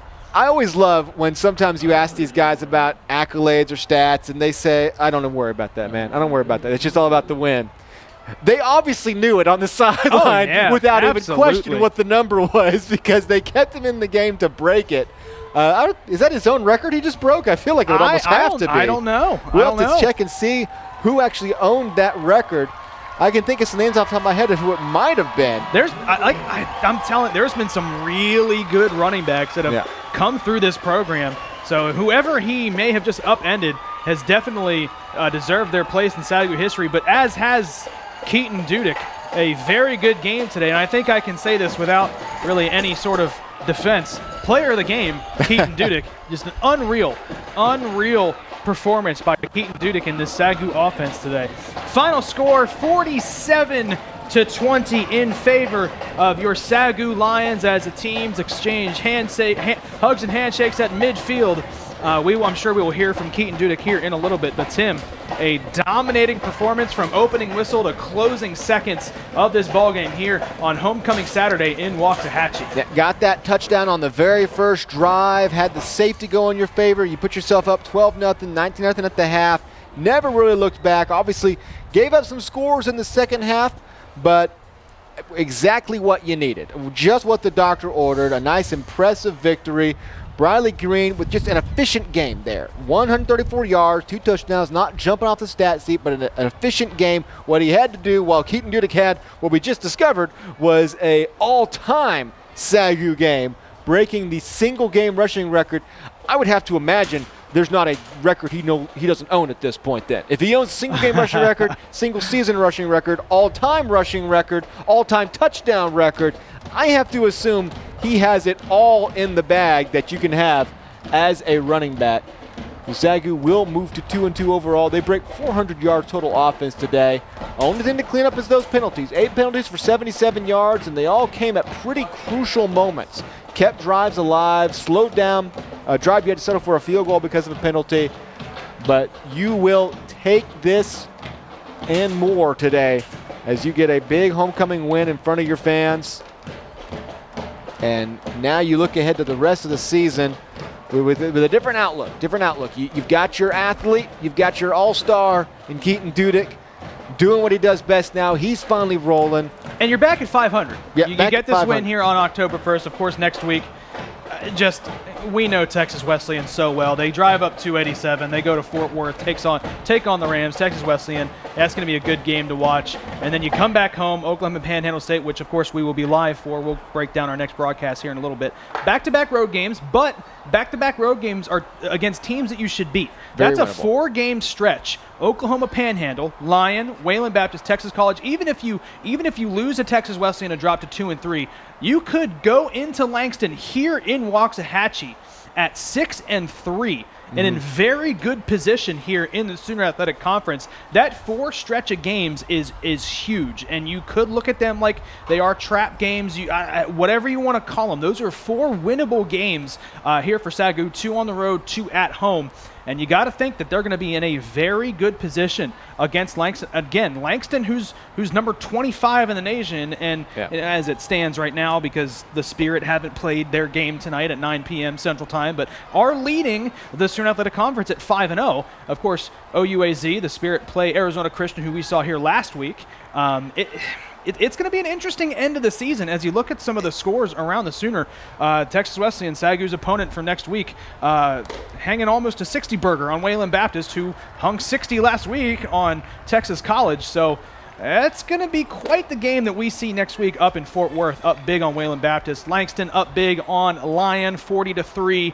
Of course, Ottawa and Arizona Christian play later tonight, 9 o'clock Central Time, 10 p.m. Eastern Time, and then Louisiana Christian into the second quarter, just starting the second quarter against OPSU. OPSU up 14-0. And then one last look at those Sooner Athletic Conference standings. We feel like the Spirit could be running away with it, but we've seen it before. In this conference, anybody can beat anybody. Langston's had some bad losses recently. The Spirit, they want to be taken seriously in the top 25 playoff position. They want to represent the Sooner Athletic Conference, but they've taken some bad losses in the past couple of years. It's really a conference that anybody can win. As we have a live look into the Aggies and Louisiana Christian, again up 14-0. In OPSU, the Panhandle, Oklahoma Panhandle State University, one of the longest names you'll find in college football. But the Sooner Athletic Conference is very fun to watch. We always think at the beginning of the year that it's clear cut. Oh, this team's going to win. This team's going to run the table. And I don't know how many times we're going to say that and be proven wrong, Tim. We're wrong a lot when it comes to the Sooner. Yeah, I mean, it's just because of all the mid-level teams that can pull an upset any given week. Because obviously tonight, after tonight, if Ottawa, Arizona wins tonight, they've already gone through Texas Wesleyan, SAGU, and Langston, and Arizona Christian. All they would have left then that is a fierce opponent on the schedule would be Langston. Yep. But you know, and these other teams can upend you on any given week. They know things can just go south. So obviously they are your pole position team right now. Langston shows ahead now. Langston has yet to play any of those top teams at this point. Langston still has to play Texas Wesleyan, Arizona Christian, SAGU, and Ottawa, Arizona to close this season out, as well as Louisiana Christian, I believe. So they still have everything in front of them. They are exactly where they should be right now. That's why they're sitting there at 25. The pollsters know they need to go prove it before they get any higher than that. So those are your two main teams. But look at Texas Wesleyan, too. They're just sitting right there. If they can win out and have maybe Langston take out Ottawa, Arizona, force a three-way tie at the top there, things get super complicated then, which, we kind of root for because who doesn't love chaos? Will we see, because Texas Wesleyan currently receiving votes for that top 25. They hang 60 points on a team that hung 60 last week, and they hold that team to 9, under 10. I know Wayland Baptist isn't really a powerhouse. They're not really a program that's threatening to win the Sooner Athletic Conference. Do you think that plays into Texas Wesleyan potentially cracking the top 25 this next week? We could see it because we have some teams at the bottom end of the top 25 that will probably drop out this week because of all the top 25 matchups we've had going against each other. You could see a scenario where you have 3 Sooner teams inside the top 25, which I'm not going to say we've never seen before, but I don't recall having seen it in the memory of this. So we look at, those top 25 right there. Texas Wesleyan is sitting there at 26, essentially. They are at 26. And you got a couple of teams. Carroll, I know, is playing a ranked team today. So if they were to lose and fall out, I mean, there is a chance. Is that the Carroll game? Did James Lex dial that up instantly? That is impressive. He's incredible. That is amazing. James, put my Ring doorbell up. You that good? I don't think we always see that. That is Carroll getting beat down right now in the fourth quarter. So, we could see Texas Wesleyan crack that top 25. It absolutely has a real opportunity to see 3 Sooner teams inside the top 25. And I'm just like you. I don't want to say it for certain, but I don't think we've ever seen that. And we talked about it on our NAIA F-ball and MidwestSports.net friends in the off season. The Sooner Athletic Conference, it's about time to start taking them seriously. And I think 3 teams inside the top 25, I think absolutely you have to consider the Sooner as one of these teams that can send one of these conferences that can send multiple teams to the playoffs. We have our field reporter, Jazz Williams, who is live with SAGU Sports Network player of the game, Keaton Dudick. Jazz, down to you. I'm on the field post-win with Keaton Dudick. Dudick, you had an amazing game today with 4 touchdowns and the single-game rushing record with 235 yards. What has been the key to your success so far this season? Well, it starts with my O-line. They work tremendously hard throughout the week, and then it shows out in the game. So I'm really thankful for them and my coaches for giving me an opportunity every day to show what the O-line is about and myself is about, and we got to keep moving forward. What does it feel to come away with a win on homecoming today? It's senior year, so it's my last one, and you got to come out with a bang, and it's memories. So I'm glad it came. The outcome was like this, so it can't be any better. Good win today, but next week y'all are on the road to play Texas Wesleyan, conference rival, as well as a little bit of a hometown rival. What is it going to take to secure the win and come away with another win and continue the win streak to 2? Okay. We're going to go into next week, prepare and work hard every day and study film. And, it's a rivalry and they're a tough opponent, the top 25. So we're just going to have to work hard and continue to grind and get better each week. So thanks, Dudick, and congratulations. Back to you, Adam. Thank you, Jazz. Thank you, Keaton Dudick. Again, a phenomenal performance. The new single-game rushing record for Keaton Dudick. As far as the SAGU Sports Network goes, the upcoming broadcasts next Saturday, 2 Saturdays from now, football, October 15th, Oklahoma Panhandle State University. That is a 2 p.m. kickoff. And then volleyball. Tim, I don't know how we didn't talk about volleyball at all during the broadcast. Undefeated, number 9 team in the country. They take on USAO October 21st at 7 p.m. And when I say undefeated, they are a legitimate national contender, this team. Coach Hank Moore has these Lady Lions playing fierce volleyball. Won their first run through conference, has beaten everybody once, and did it this last week against Texas Wesley and John Brown, 2 really good teams. Yeah. Only took them a total of 7 sets to dispatch those 2 teams. Also, I want to shout out the fans. I turned on that Texas Wesleyan game, and I was like, oh, there's a decent crowd there. Then I saw SAGU get a point, and the crowd went wild and went, those are SAGU fans. That's awesome. So shout out to the fans following this team around as they are making a serious run for it. These Lady Lions are making SAGU volleyball very, very relevant. Well, as far as today's game, you can watch today's game along with hundreds of other on-demand anytime